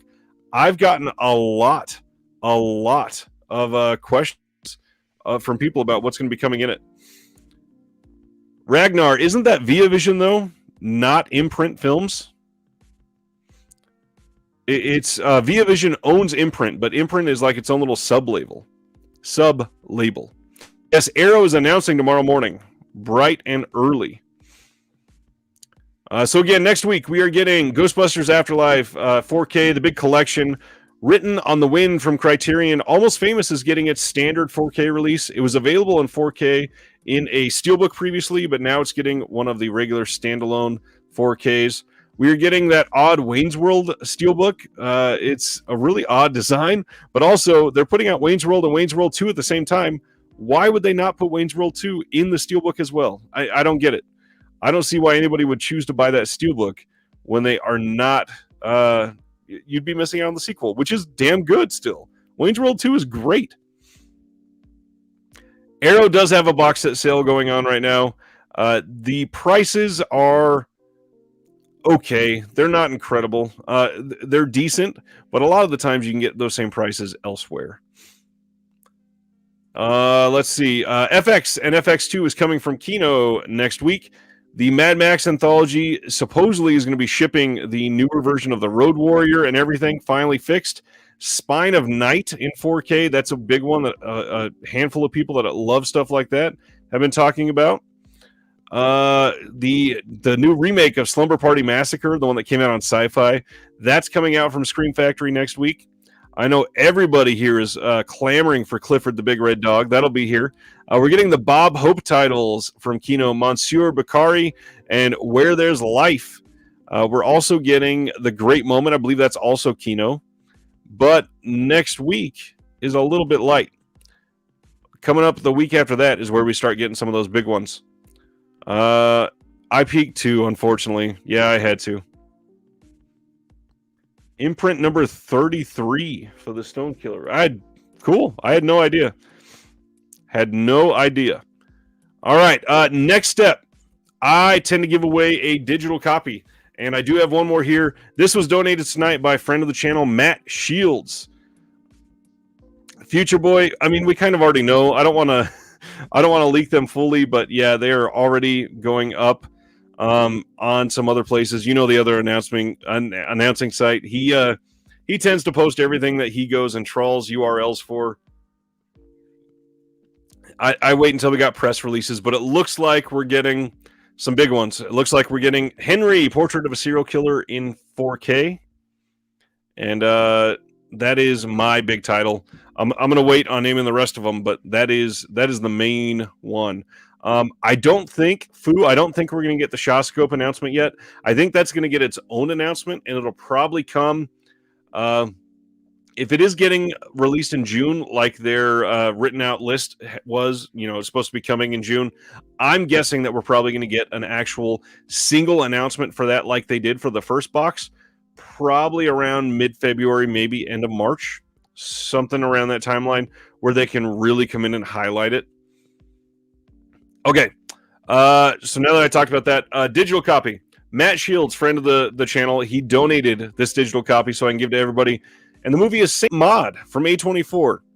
If you want Saint Maud, let's head over to lionsgate.com/redeem. I'm going to be reading this out for everybody. First one to put it in, you get the digital copy. This is free, just for hanging out, watching the stream tonight. Saint Maud has come out from A24, and a lot of people are loving this film. My copy got held back because I pre-ordered it, and pre-ordered it with another title that was coming out way later. So I still don't have mine yet, but you can get one right now, lionsgate.com/redeem, and the digital code is C as in Charlie, the number 5, L as in Lincoln, P as in Paul, B as in boy, the number 9, F as in Frank, Y as in yellow, Q as in queen, B as in boy, U as in union, N as in nickel, C as in Charlie, U as in union, D as in David, and the final digit is the number 2. The number 2. That is it. If you get it, let me know that you got Saint Maud so I can make sure that I let Matt know that it has been redeemed. Yeah, Antoine, I didn't want to share all those. We are getting 12 Monkeys in 4K, which that one's kind of a crock, but that seems to be what Arrow's doing lately. A lot of their 4K scans they're putting out in 4K releases. It'll probably be the exact same as their previous release, unfortunately. Stendhal says, I have a question. Do the Arrow UK and international US sites have completely different logos and fonts but are still the same company? Yes, they absolutely are. They are really weird. I think the UK one is arrowfilms.com, and I think the US one is arrowvideo.com. I think. Don't quote me on that. It's always been a little bit difficult to stay on top of because it's so weird because they're called Arrow Video and they're from the UK originally, but that is not the URL in the UK. I think it's Arrow Films. So, yeah, odd on that one. Let's see. Was there a limited edition of 12 Monkeys besides the Steelbook? It came in, actually, you can see it right here over the shoulder. The limited edition is just that red slipcover right there. Nothing super special, not a box set. Oh, thank you. I'm glad you got it, Volcom. My wife will not like Saint Maud. Well, now I have to show her. Interesting. Mitchell asked, do I need a code for next week? I mean, I would not turn it down. I don't think I'm going to have one for next week. And I always hate when I don't have one available. There you go. So Dave says films is UK and video is US, which is odd because they're known as Arrow Video. So, yeah, why is that the case? Thanks, artist. How about some thumbs up? I appreciate that. Arrow Films got defunct and merged to Arrow Video to not confuse people. Well, is it defunct because they still use it? Like they did the release of Primer under Arrow Films. Oh, you meant Academy, yes. But Arrow Video was the original company, like the Russ Meyer DVD set, even that big boy right there. That is an Arrow Video release, I believe. Yeah, I think so. And this is from, gosh, what year is this? 2011? Oh, no, this is Arrow Films. Interesting. Very interesting. I'm just going to leave that up right there. Let me change the angle so it doesn't glare. There you go. That's better. All right.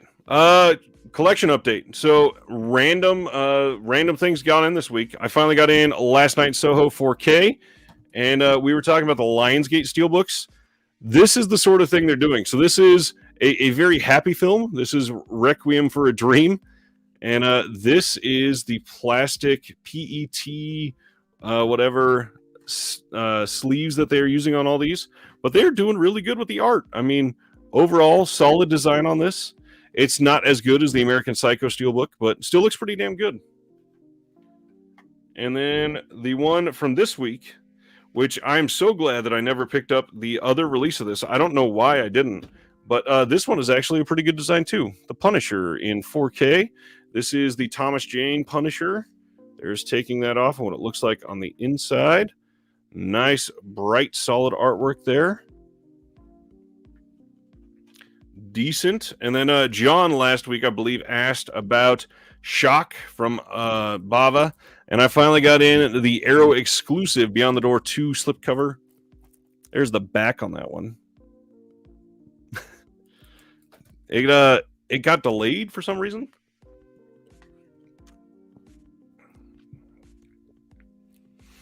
Ragnar says there's 2 versions of that Russ Meyer box set, one with individual cases and one with one big jewel case.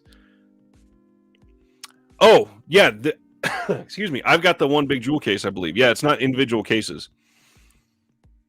Thomas Jane was a cool Punisher. Yeah, he was great. So one of the things I talked to my wife a couple weeks ago about Stephen King adaptations and how I was pissed that there was no good releases of some of the old miniseries and stuff like that. So I noticed when I went to Orbit, they had some ready. So I just waited for another order that I was going to put in, and I grabbed a few of these. Apt Pupil on Blu-ray from Umbrella. There is the back. And then, unfortunately, these are still not Blu-ray. And you're welcome, because now that I bought these, I guarantee they'll be announced soon. We got The Night Flyer. This is also, I believe, Umbrella. No, this is all... I think that's the production company. Yeah, this is originally from New Line. So I'm curious who would have that now. We also got the Tommy Knockers, the complete miniseries. It says JL release. But then, I think this is the one my wife wanted the most. Got in Rose Red on DVD. This one is from the UK. Then the next one I wanted to show. I got random. You know how I've shared on here so many times that I am a sucker for things like the Severin Buy My Shit merch, basically, where they say we're gonna make a package and here's the Jess Franco tree topper. Buy this with the big box set for all the Hunts BRs. I love that shit. So to tie in with this, I got the Scream Factory of the Brain Eaters in. I probably should not have bought this. This is a 61-minute movie for $27 with no extra features, but really cool time to share. I don't think I've seen one of these in person ever until now.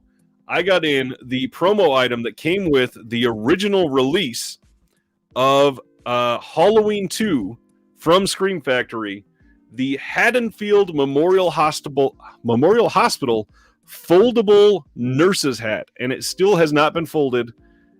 I am shocked. I have one of these now. I am stoked. Like I love so many of these random schlocky things. Little instructions on here on how to actually fold it. This is great. Absolutely great. Now I wish I could find the old print that came with the Halloween box set. I would love that. Yeah, so Tommy Knockers, Rose Red, Apt Pupil, and Night Flyer. Wasn't the Langoliers a King story? Yes, it was. I believe so, at least. Ever see the Paramount Plus version of The Stand? Not yet, because I've been told that it's fucking terrible. I've heard that it's awful, so I've just been putting it off. Is it good? Have you seen it, John? One of my patrons sent me Night Flyer after years of me looking for my copy. If he wasn't so far away, yes. I've not seen Night Flyer in... Oh, God. It has probably been... like 16 or 17 years now. I can't wait to revisit this. Literally just got this in, so absolutely love that. And then I alluded to earlier following people's suggestions on here on things to watch, and we talked about the Quatermass series a little while ago, and again through Orbit for this I had to get the Quatermass, the entire series. This is a network release. This has special features: the Quatermass Conclusion, an alternative feature-length edit, newly restored in HD, brand new 5.1 mix for episodic version, music-only tracks for all 4 episodes, and that's about it. But overall, let's see. Overall runtime on this is still almost 220, so this is great. 220 minutes. This is fantastic. I love this. I will tie that in and watch it with the rest of it, but on Blu-ray for the first time, and with an 8-page collector's booklet, supposedly, on the slip here. Quatermass and the Pit, the series. So now I got both of them, and this one is 204 minutes. So we have another like 6.5, almost 7 hours of full Quatermass complete footage here. This is great. I'm stoked on these. I think it was Sardis or somebody that brought this up, and I can't wait to watch those. Those are great. And then a few weeks ago, we were talking on here about media books, and I set aside these two to show tonight. One of them, because I love the art. Well, actually, the art is pretty good on both of these, but this first one is great. Sorority Row. If you've not seen it, this is one that I recommend. I love Sorority Row. This is a wild cover on this film. Media books are great for things like this, just absolutely shocking artwork. Unfortunately, this is going to be all in German, and I've talked about this before. If you really want to spend the time to go through and read what is in here, you can use Google Lens, and it will translate it kind of roughly. Won't be spot on, but you'll be able to understand it. Next one. This is one that has gotten to be pretty dang rare. This is the Silent Hill double feature, and look at the art on that. This is great. This is one of the media books that is padded.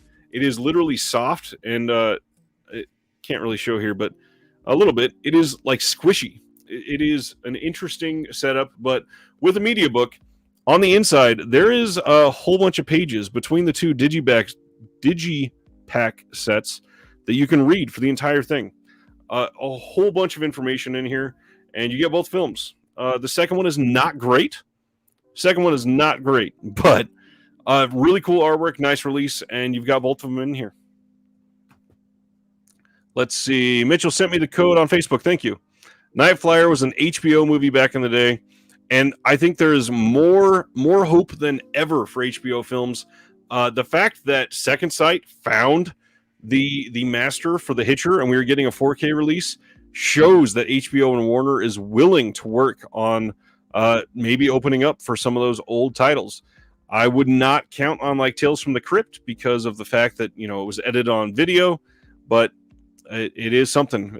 The fact that they at least opened the archives and allowed them to search, that alone is a big deal, and a lot of people don't get that. Eric says the first two series of Quatermass are lost. That sucks. Ash asks, is Films at Home a credible source? I don't know if this is baiting me, but let's just say a questionable source. I mean, he's listed on press for a whole bunch of studios, so he gets information, but that's it. A lot of the stuff that he gets, he just reads off of Blu-ray.com. Google Lens works great, says Mitchell. I agree. It's pretty damn good. And here's a friend of mine. Hi, Jake. I love you too. Yeah. I think that's all I have personally for the night. Anything else going on that people want to ask about or bring up? I know we're getting Arrow announcements tomorrow. Isn't there a whole lot more than 97 episodes that were lost? Isn't there literal like a decade or something like that was fully gone? I love that I still just have the Russ Meyer box set shining over my shoulder here. Kane, I love you. Please be my friend. Absolutely be my friend. Videoman says, I love smoke and chewing tobacco in bed watching Westerns. All right. Are you my grandfather? Because so did he. It has been the first good week of the year, though. That is the important thing to know. I mean, every single episode of this for the first, what is this? This is number 3 of the year? 6, 13? No, this is number 4 of the year. The first 3 were boring as hell, basically, with nothing going out. And then this week, we got bombarded. And then next week, we're going to have Scream Factory episode announcements, I believe. I believe those should come out on Monday. We are getting Arrow tomorrow. And we are getting, if what I've heard that we are supposed to be getting, we might be getting a Second Sight announcement here soon. Enjoy Peacemaker. I need to start that, Keen. Have a good night. And yes, I still stand by release more sex comedies. Absolutely release more sex comedies. That and erotic thrillers. Again, I will sign and start the petition if need be. If that'll do it, I will sign up for it. Please, let's do it. Yes, Mondo is coming out with their first box set this year and their first 4K. That is a big deal for a small company like Mondo. Jared is a goddamn saint. And this is what I thought. There was a couple comments here. So Skolder says the series is short, so 97 is like a decade. But in the beginning, wasn't it a weekly serial for like most of the year? That's oh shit. Vinegar Syndrome is next week too. Goddamn, next Thursday is going to be big. Holy crap. Oh, man. Yeah, so we will have Arrow, Scream Factory, Vinegar Syndrome, 312 partner labels. Next Thursday is going to be fun. But Mondo Macabro, yes, they're doing great things. They are, 4K coming. They've got a box set coming. They've got so much happening. And I am in the works to do something cool with Jared, so we'll talk about that soon. Did I watch the stop-motion horror film The House on Netflix? Not yet. It has been added to my list, and I am planning on watching it soon. I guess I'm supposed to watch, was it Archive 81? Everybody is talking about that, and I'm supposed to start it, I guess. So it is on my wife and I's to watch, hopefully this weekend list. If I can get my kids to not rip each other's throats out, I'm hoping to start that very, very soon. All right. Scream Factory hasn't had a big release since Friday the 13th or the 4K Halloweens. Oh, speaking of Scream Factory, totally forgot to talk about that. If you ordered the replacement disc for the Vampire Lovers, mine shipped today. So I will be getting that one in very, very soon. That is still available. If you ordered it and you did not request it, you do need to request the replacement disc for that. There was a full scene missing, so if you want it, and supposedly it was of nudity, so you probably do want it. I probably should be charging to pay for my kids' college the fund for what they are doing to each other all the time. I was in a work meeting today, and I think my youngest was playing. I think they were playing a game on Xbox called Gang Beast, where they literally just pick each other up and like throw each other in fire, and they were so damn loud. And I'm here conversing with people all over the center of America, trying to discuss policies, and yeah, it was wild. A lot of people have been getting in the Citizen Kane replacement disc. That one is still available as well. Unfortunately, they are stopping the animation after Abominable Snowman. Interesting. Yes, the Flesh for Frankenstein replacement discs are shipping with the January packages. If you ordered it and then you ordered something in January, it will be coming with that. Mine is not here yet. Mine has been very, very delayed for some reason. It didn't even ship till this week, and it was supposed to be here yesterday, and now it's not. Fucking FedEx is awful. It is supposed to be coming on either tomorrow or Saturday. I guess you saw that too, All That Is Man, huh? It is coming. Can't wait. Yeah, we are getting some good stuff from Scream Factory next time. And one of the things that I had heard was coming is supposedly delayed to a couple months later, probably around June or July. I will let you know when that one comes up. But Scream Factory is coming back. They've got a lot of stuff coming. Of Doctor Who animating the surviving soundtracks. Yeah, I've never been a real big Doctor Who fan, but they're at least interesting. Vinegar Syndrome shipped to Eric Monday, supposed to be here yesterday, but taking the slow route for me too. That and they shipped from Colorado because I'm on this side of the country, and we randomly got this random super cold couple days, and I don't even think it was supposed to snow today, but I woke up and there was snow on the ground. So not very much, and it was gone by I think it was gone by noon, but still something that could come up. Do I know any new titles from Scream Factory? I do. From the sound of it, we are getting Happy Death Day 1 and 2 in 4K, and we are getting Captain Clegg, the Hammer title, but those are technically not announced yet, but we're supposed to be getting announcements for those on Monday, I believe. So check back in next week. We will go all in to the details there. I am hoping that Happy Death Day and the sequel have more on them other than just a 4K scan and a 4K release. I'm hoping that they get some new special features because I love both of those movies. And yes, I have heard at least one other title from a third-party source. Mitchell, it should be. Vinegar Syndrome is great about that. If you are getting something coming, they tend to always put it in there. They've only had a handful of replacement discs, and I've not ever had to request any of them. They just come with my next order. It could be because I'm a sub, but most of the time they are great. Didn't like Happy Death Day. Man, that's hard because they are so good about blending the sci-fi and the horror and the comedy aspect of it. I really liked, especially I really liked part 1, and then I went into part 2 expecting more like part 1, but that sci-fi aspect came in and I loved it. And Eric enjoyed Freaky as well. And you know what? That reminds me. I brought up Freaky earlier. That was a good title. I love Freaky. Vince Vaughn was great. But around that time, another film like that came out that I've yet to see. Did anybody else see Becky with Kevin James? And Joel McHale, I think, was in that as well. Has anybody else seen that? Because I want to see it, but I want to know if it's good. I don't want to waste the time on it if it's bad. Let's see. Video Man says, my last movie beat Happy Death Day on cinema here in Norway. They were released the same day. Oh. First was good. Second was okay. I mean, I liked that. I liked the way that they switched it up at least.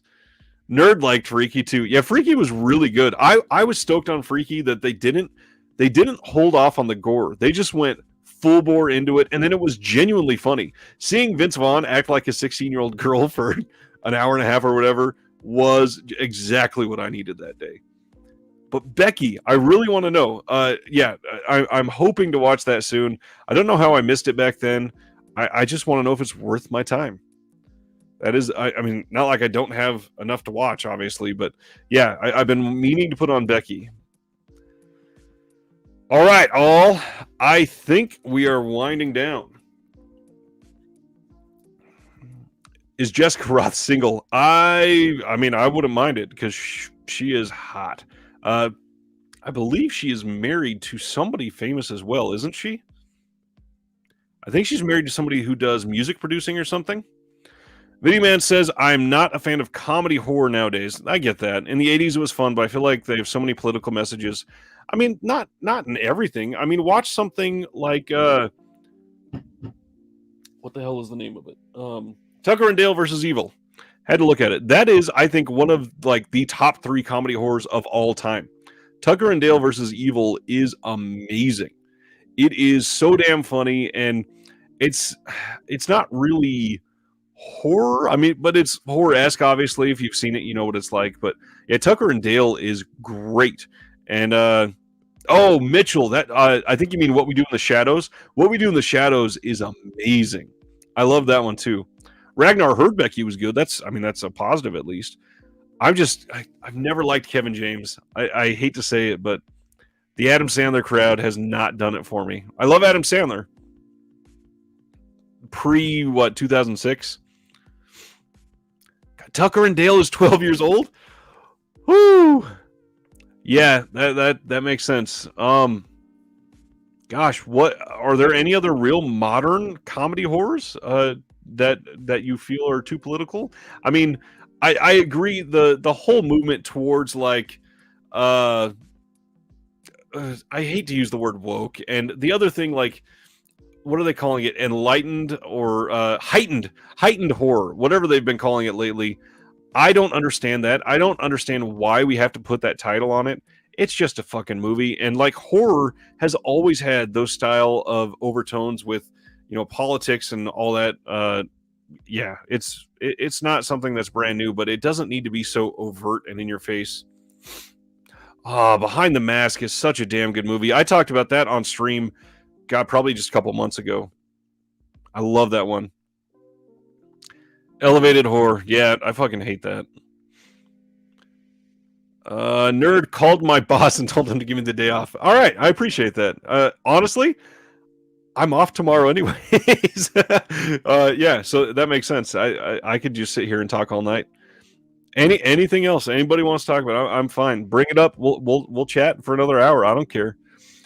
Italy, I think Fu Man, I really liked the first Babysitter movie. The sequel shit. I've watched the first one and it was decent. I've not seen the second one, but I will say the fact that Samara Weaving is not in the second one kills it for me because she was so great in that first film, and she was really good in the Joe Lynch movie. What is the Joe Lynch film? The one with Stephen Yeun. It is so good. I really it's from RLG. It should be close. I don't remember. You guys will tell me the title. Let's see. Yeah, I wish Ash versus the Evil Dead had more than 3 seasons. It was pretty damn good. Yes, but Mayhem. Thanks, Fu. I appreciate that. Mayhem. Yes, I wish it had more than 3 seasons, but Bruce Campbell's getting old, and then on top of that, we are getting another Evil Dead film, technically. Ragnar hates Adam Sandler, but come on Paul Blart. No, not for me. Did I hear Jared from Mondo said someone, not Mondo, got the rights to Four Flies on Grey Velvet? Yes, but that doesn't necessarily mean that it's coming out. It could just mean that somebody's trying to put it out. And a lot of companies have done stuff like that before, and they've signed the rights, but if they can't find the elements, they can't release it, and it sucks. Let's see. Would I call Get Out woke elevated horror? No, I mean, I don't use those terms because I think they're bullshit. I don't stand by that at all. I think that is absolutely awful terminology. I do think that Get Out is a little too on the nose in some scenes, but I also think that when it came out, it was important and necessary, and that it has done good things for horror, but I think it's also done some bad things. And I don't see it as the masterpiece that everybody did from that year. I almost think that I like Us more than Get Out. I think Get Out is the better made film, but I enjoyed Us quite a lot more. Have a good night, Video Man. Quiet Rob says Black Friday with Bruce Campbell is fun too. You are the first person I've said that it was heard that it was good. I've heard that it is awful. I really, really want to see it. I think I just got that one in. I have not seen it yet. I love Bruce Campbell, but I've heard that it's awful. The end of Floyd on the Shameless Disc looks really rough and not dubbed in. Oh, the end of Flies on the, yeah. I think I've got that. Is it? It's DVD only on there, right? I think. Let's see. Get Out is just good social commentary, a la Night of the Living Dead. Yes, it is good social commentary. I'm not going to call it elevated woke horror or anything. Honestly, John, no, I haven't. I hate the algorithm because I have not seen any of your tweets about Black Friday. Nothing at all. I have seen Ma, Ragnar. I was really looking forward to that, and I was really let down. I think the first third was really boring, and then the middle section was pretty damn good and what I expected, and then they absolutely shit the bed with the ending. Absolutely. Get Out, maybe the only mainstream movie I was entirely alone for in the theater. That's odd. Weird. Ma was solid. I think the acting was really good, and Octavia Spencer was great in it. By all means, she was killer in there. Region Flea Brew. Do I have the blue? Where is Shameless? Oh, I didn't buy it for some reason. I still have the one I was thinking of. I have The House with Laughing Windows on DVD from them. That needs a release too. Like, how is that not on Blu-ray from like an Arrow or, gosh, Mondo would actually be a good one for that, I think. Scolder, I think you hit the nail on the head for Ma for me. I think the trailer for Ma was done in a way that raised the tension more for me, way more than the actual movie did. And I wish that it had been more of that tone. I absolutely wanted to see it from that, and I did, and then I was just let down. Yes, Laughing Windows absolutely needs a good release. There are a ton of good giallo that still does not have a release, and that's why I'm hoping that the Vinegar Syndrome line that has been going strong for 4 here. I really hope that they're able to keep that going, and maybe the last one. What is this, volume 4 that we're getting in January? I think that we are doing good with that by they're still calling it Forgotten, but I don't think all 3 of those were forgotten. I think that there were 2 pretty famous ones and one that was fairly forgotten. But it's a good box set, and I really hope that they continue. Let's see. Nerd says Ma was rough. Agreed. John watched Succubus from Mondo. I think that is on. I have one more I'm watching from Mondo before that one, and then I'm watching Succubus. I can't wait. Did I like the horror comedy Deathgasm? No, I fucking loved it. I am a sucker for music movies, and Deathgasm was one of the examples of ones that just draw me in immediately because they're done so well. And then there is, where is it?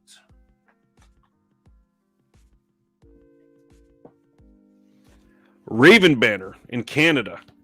They put out this release of Deathgasm, and they also had an alt cover of this, but this is the release to get of Deathgasm. I love Deathgasm.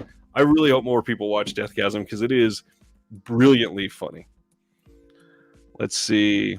Good social commentary is Get Out. Bad social commentary is The Recent Black Christmas. Absolutely. I mean, that's about as blatant as it gets. Nathan says, my favorite Mondo release was The Fan. The Fan is great, and one that does not get talked about from Mondo enough. And now that you said that, I may actually add that to my list of one of the ones that I'm going to be saying is under the radar, doing one of my reviews. I can't stand how many people do not know about The Fan. It is so good. Fu says the recent Black Christmas was a travesty. The Man with the Screaming Brain with Bruce Campbell is pretty unwatchable. I mean, Bruce Campbell, he's cheesy. You know what? I've got a super hot take. Let me make sure I've got the year down before I say something stupid, because I don't want to. What was the year? 2002. Okay. I hate Bubba Hotep. I think it is one of Bruce Campbell's worst films. I don't understand the love that movie has always gotten, and I think it's because it came out in 2002. It was such a poor time frame around then, but oh man, I don't know why Bubba Hotep gets the amount of love that it gets from so many people. I think it is pretty poorly acted. I think it is a really bad story. Nothing about it is super entertaining, and it is, it's bad. I don't like it. Let's see. Yes, they did say there's a Volume 5, and if I remember right, Volume 5 is even coming in 2022, I think. Sardis lost his connection for a bit. Wanted to add that after Quatermass, you need to check out the BBC version of The Day of the Triffids. Interesting. I will write that down. John Peters also likes Deathgasm, of course. Yes. Have the regular editions of the latest Mondo discs on pre-order at Diabolic. Nice. Mondo is great. I'm glad you're getting into them. And again, I will say, Mondo Macabro is one of those, there are very few companies like this, that if there is a movie, you can get the sense while watching them that it is a Mondo Macabro film. They have this weird, like, it's a company with a genuine personality. And that's hard to get to when you're doing something like this and trying to remain, profitable and being able to put out things that enough people want to buy. Mondo Macabro has that nailed down. They are so good. Do you remember a gothic horror musical called Repo? Repo the Genetic Opera, right? I think. From the mid-2000s. Yeah. Yeah, I think that's that one. Yeah, it's pretty damn good. There was a couple famous faces in there, too, if I remember. Speaking of Evil Dead alum, Intruder is an incredible 80s slasher. Thank you, Fu. I agree. In my Severin recommendation video that I did for Black Friday in November, I included Synapse picks because we were talking about the Grindhouse video sale, and Intruder is a big one to get from Synapse if you don't have that release, because primarily the acting is great, the cast is great, but on top of that, it is such a unique location to have an actual horror movie.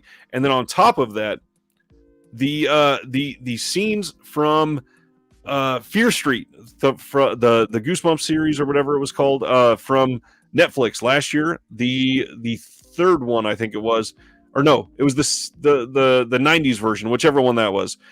They had a scene in a supermarket, and it gave me Intruder vibes a lot, and it was so good. But Intruder is great. It's one of those ones that does not get talked about enough.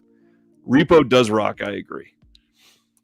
Wanted to love it, but no, Bubba Hotep was not stellar. I just can't get into it. John got Don Coscarelli to sign my Scream Factory. I mean, that's cool at least that Coscarelli signed it, but I can't do it. Eric really enjoyed the BBC adaptation of John Christopher's you probably mean the Triffids. When I was a kid, too bad they never made the third series. Paris Hilton, that's the name in it. That's what I thought. John hung out with Bousman and Zadunich at KC at Bousman's parents' house for a special repo screen. Weird. Wait, Bousman's parents live here? I had no idea. Crazy. I think he would play a good Elvis, but not a good retired fat Elvis. It was so boring. I mean, yes, he fits the role, but God, that movie's just not entertaining. I don't know why. I just cannot get into it. And that is probably my hottest take of the week. I just can't get into Bubba Hotep. I don't get... Oh, I was wrong, Eric. Sorry. The Tripods, not the Triffids. That was John Wyndham. Crazy. I had no idea he was from KC. There are so many people from KC. It is wild. He's from Overland Park. Probably close to Paul Rudd. And Jason Sudeikis, another huge name right now from Ted Lasso. Quiet Rob got the Candy Snatchers after during the VS sale. What an amazing movie. That movie blew me away the first time I watched it, and I've since watched it I think 2 other times, and my God, that movie is so great. Let's see. Flickering saw Bubba Hotep in theaters and still love it. Like the tag team of Campbell and Davis. I get that, but man, it was just...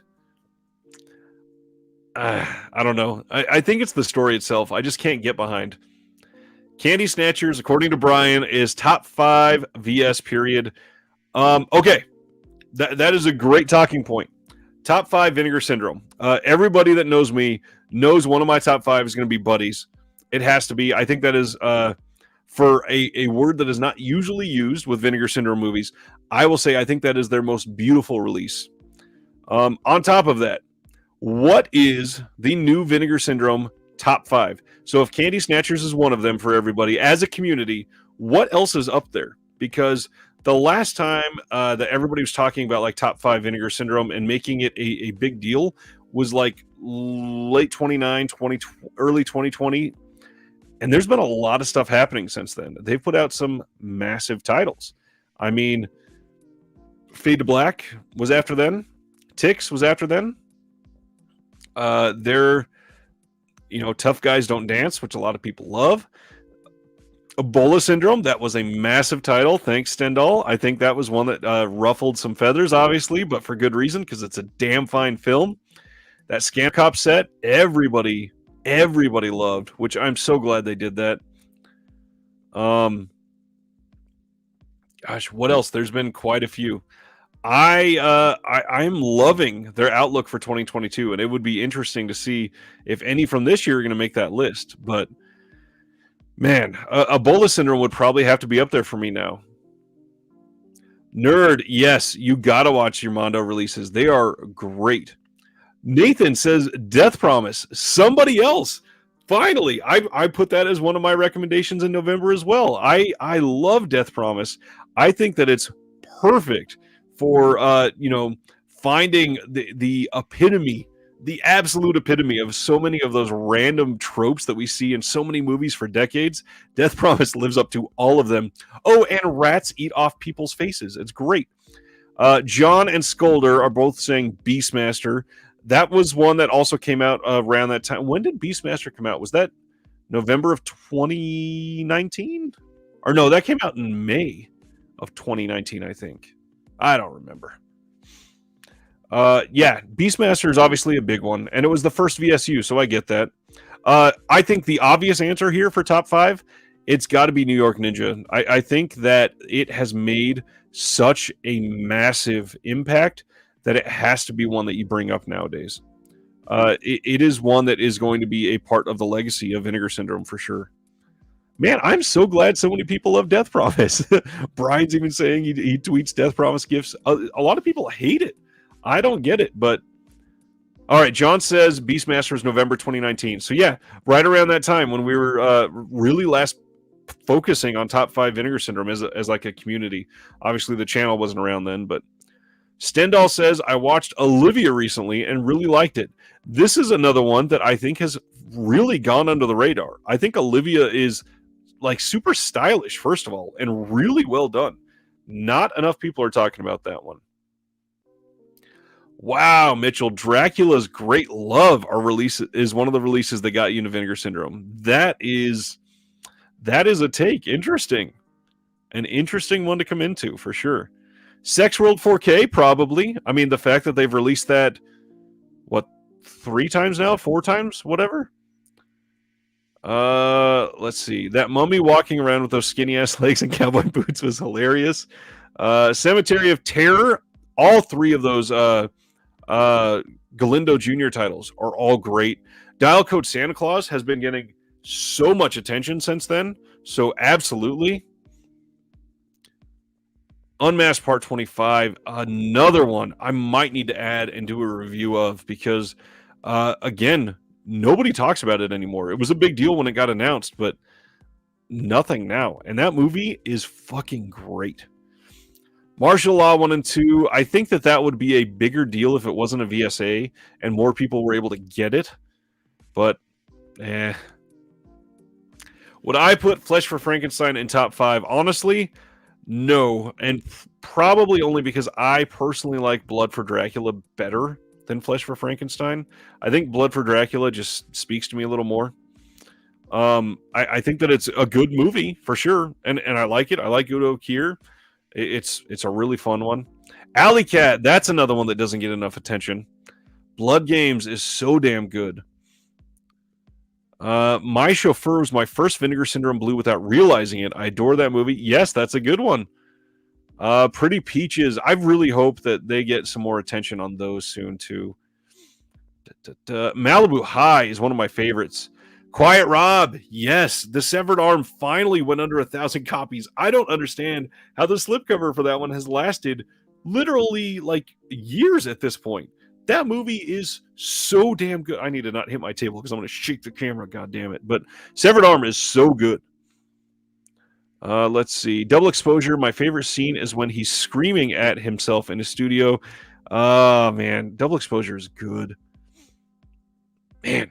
Yeah, you guys have a lot of good picks. Rad 4K, that's another one that, I mean, obviously they sold, what was it? I think 12,000 copies, but because it was such a big title, it sold out so fast, and then standard edition, so not enough people could get it, and then it went to Mill Creek, and that's where a lot of people have bought it as well. Sudden Fury, I think, is a definitive Vinegar Syndrome title. Like, for me, that's, Sudden Fury is up there, Sudden Fury is up there with like Candy Snatchers and Buddies for me, because when I think of Vinegar Syndrome, so my top 5 of like what I associate in my mind with Vinegar Syndrome is Sudden Fury, Candy Snatchers, Buddies, Blood Harvest, and then probably Raw Force. That is I'm not saying that's their best titles by any means.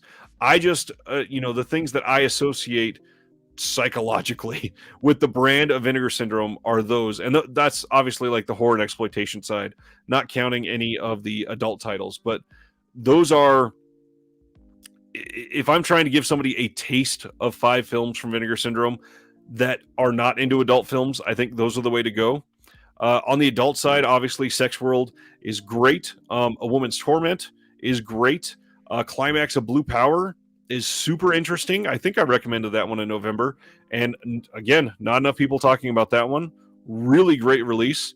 Climax is one that is genuinely like harrowing. Oh God, John, homegrown horrors. I say homegrown horrors. Like box sets alone, you could suddenly go back and pick a few of them because their box sets are just amazing lately. And now we're getting more and more each year. Homegrown horrors is up there. The fact that they got all three of those in one box set is an achievement in my mind. Like I still can't believe that we got Winter Beast at all. I can't believe we got Winter Beast. Oh, look at that. Mike likes a Women's Torment too. That's a good film. Yeah, that's a really well acted film. Roberta Findlay is really good.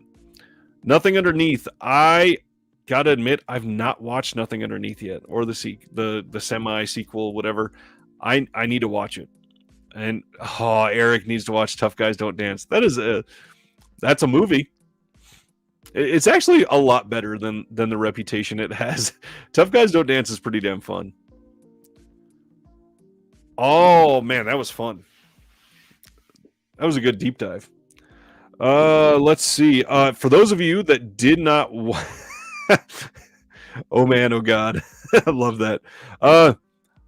I didn't want to necessarily bring it up again, but I have it sitting here, and I want to say I watched Paul Schrader's The Card Counter this week. Anybody else watch this yet? I know it's a very newer film. Came out in 2021. This was a number one film of 2021, according to Paul Schrader.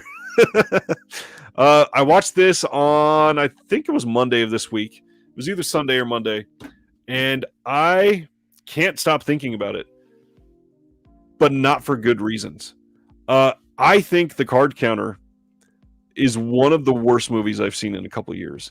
And granted, I purposely try not to watch a lot of terrible movies, but other than the Maniac Killer that Brian hosted on one of his cast parties, I think The Card Counter is probably my least favorite film that I've watched, and it's certainly my least favorite of the newer films.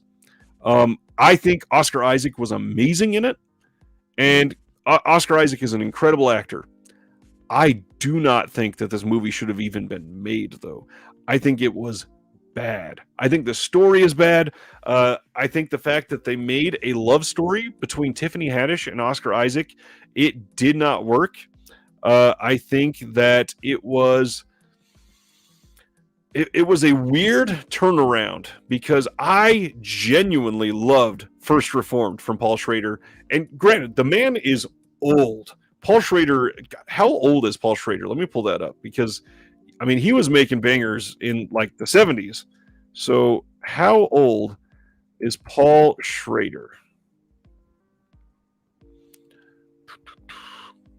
Man, they changed IMDb so much when he was born in 1946. So he is almost 80 years old. I don't think like he doesn't have it in him anymore because again, First Reformed was great. Absolutely great. And the rumor is we might be getting First Reformed in one of those big 4K box sets, or not box sets, but packages from A24 later this year. But The Card Counter, whoo boy. I don't know if I am, the exception here. I hated that movie. I try not to be too negative on here, though, so I will let that go for now. I just wanted to share because it was staring me in the face because I haven't put it away yet because the disc is still up on my player. All that being said, I think I am good for tonight, man. We are almost at 2.5 hours. Been a good week. Next week is going to be probably even longer with Vinegar Syndrome and Scream and Arrow and all that. Man, I'm so glad you watched Tenement, Brian. That movie is so much fun. So much fun.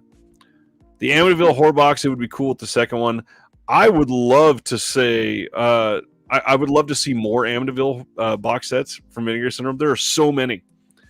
Yes, absolutely saying thumbs down on The Card Counter. All that being said, I think I'm good for tonight. Hope everybody had a good time. I'm going to be feeling even better next week. Guaranteed. No more COVID. Fuck COVID. I'm so tired of this crap. I'm just glad I can breathe this week and not start coughing like crazy. Couch, I missed the stream next time, but at least it'll be there and you can watch it tomorrow. Is there waiting for you. Wait, when did you start the show? Tonight, 8:30? Or are you saying when was the first episode? I've been doing this since July or August, I think, every single Thursday. Yeah, every single Thursday since July or August, and I'm continuing for the foreseeable future. And like I said last week, other than COVID, I'm planning on doing 2 or 3 pre-recorded videos every single week, and I've got everything lined up for next week. So we are good to go again now that I'm healed and not on the verge of possible death.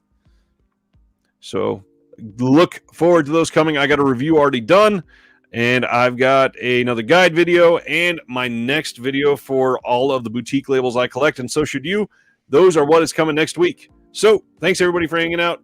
As I always say, from one collector to all of you, go watch a nudie cutie. Go watch a movie. Hang out. Love you guys. Love hanging out with you. See you next time. Later.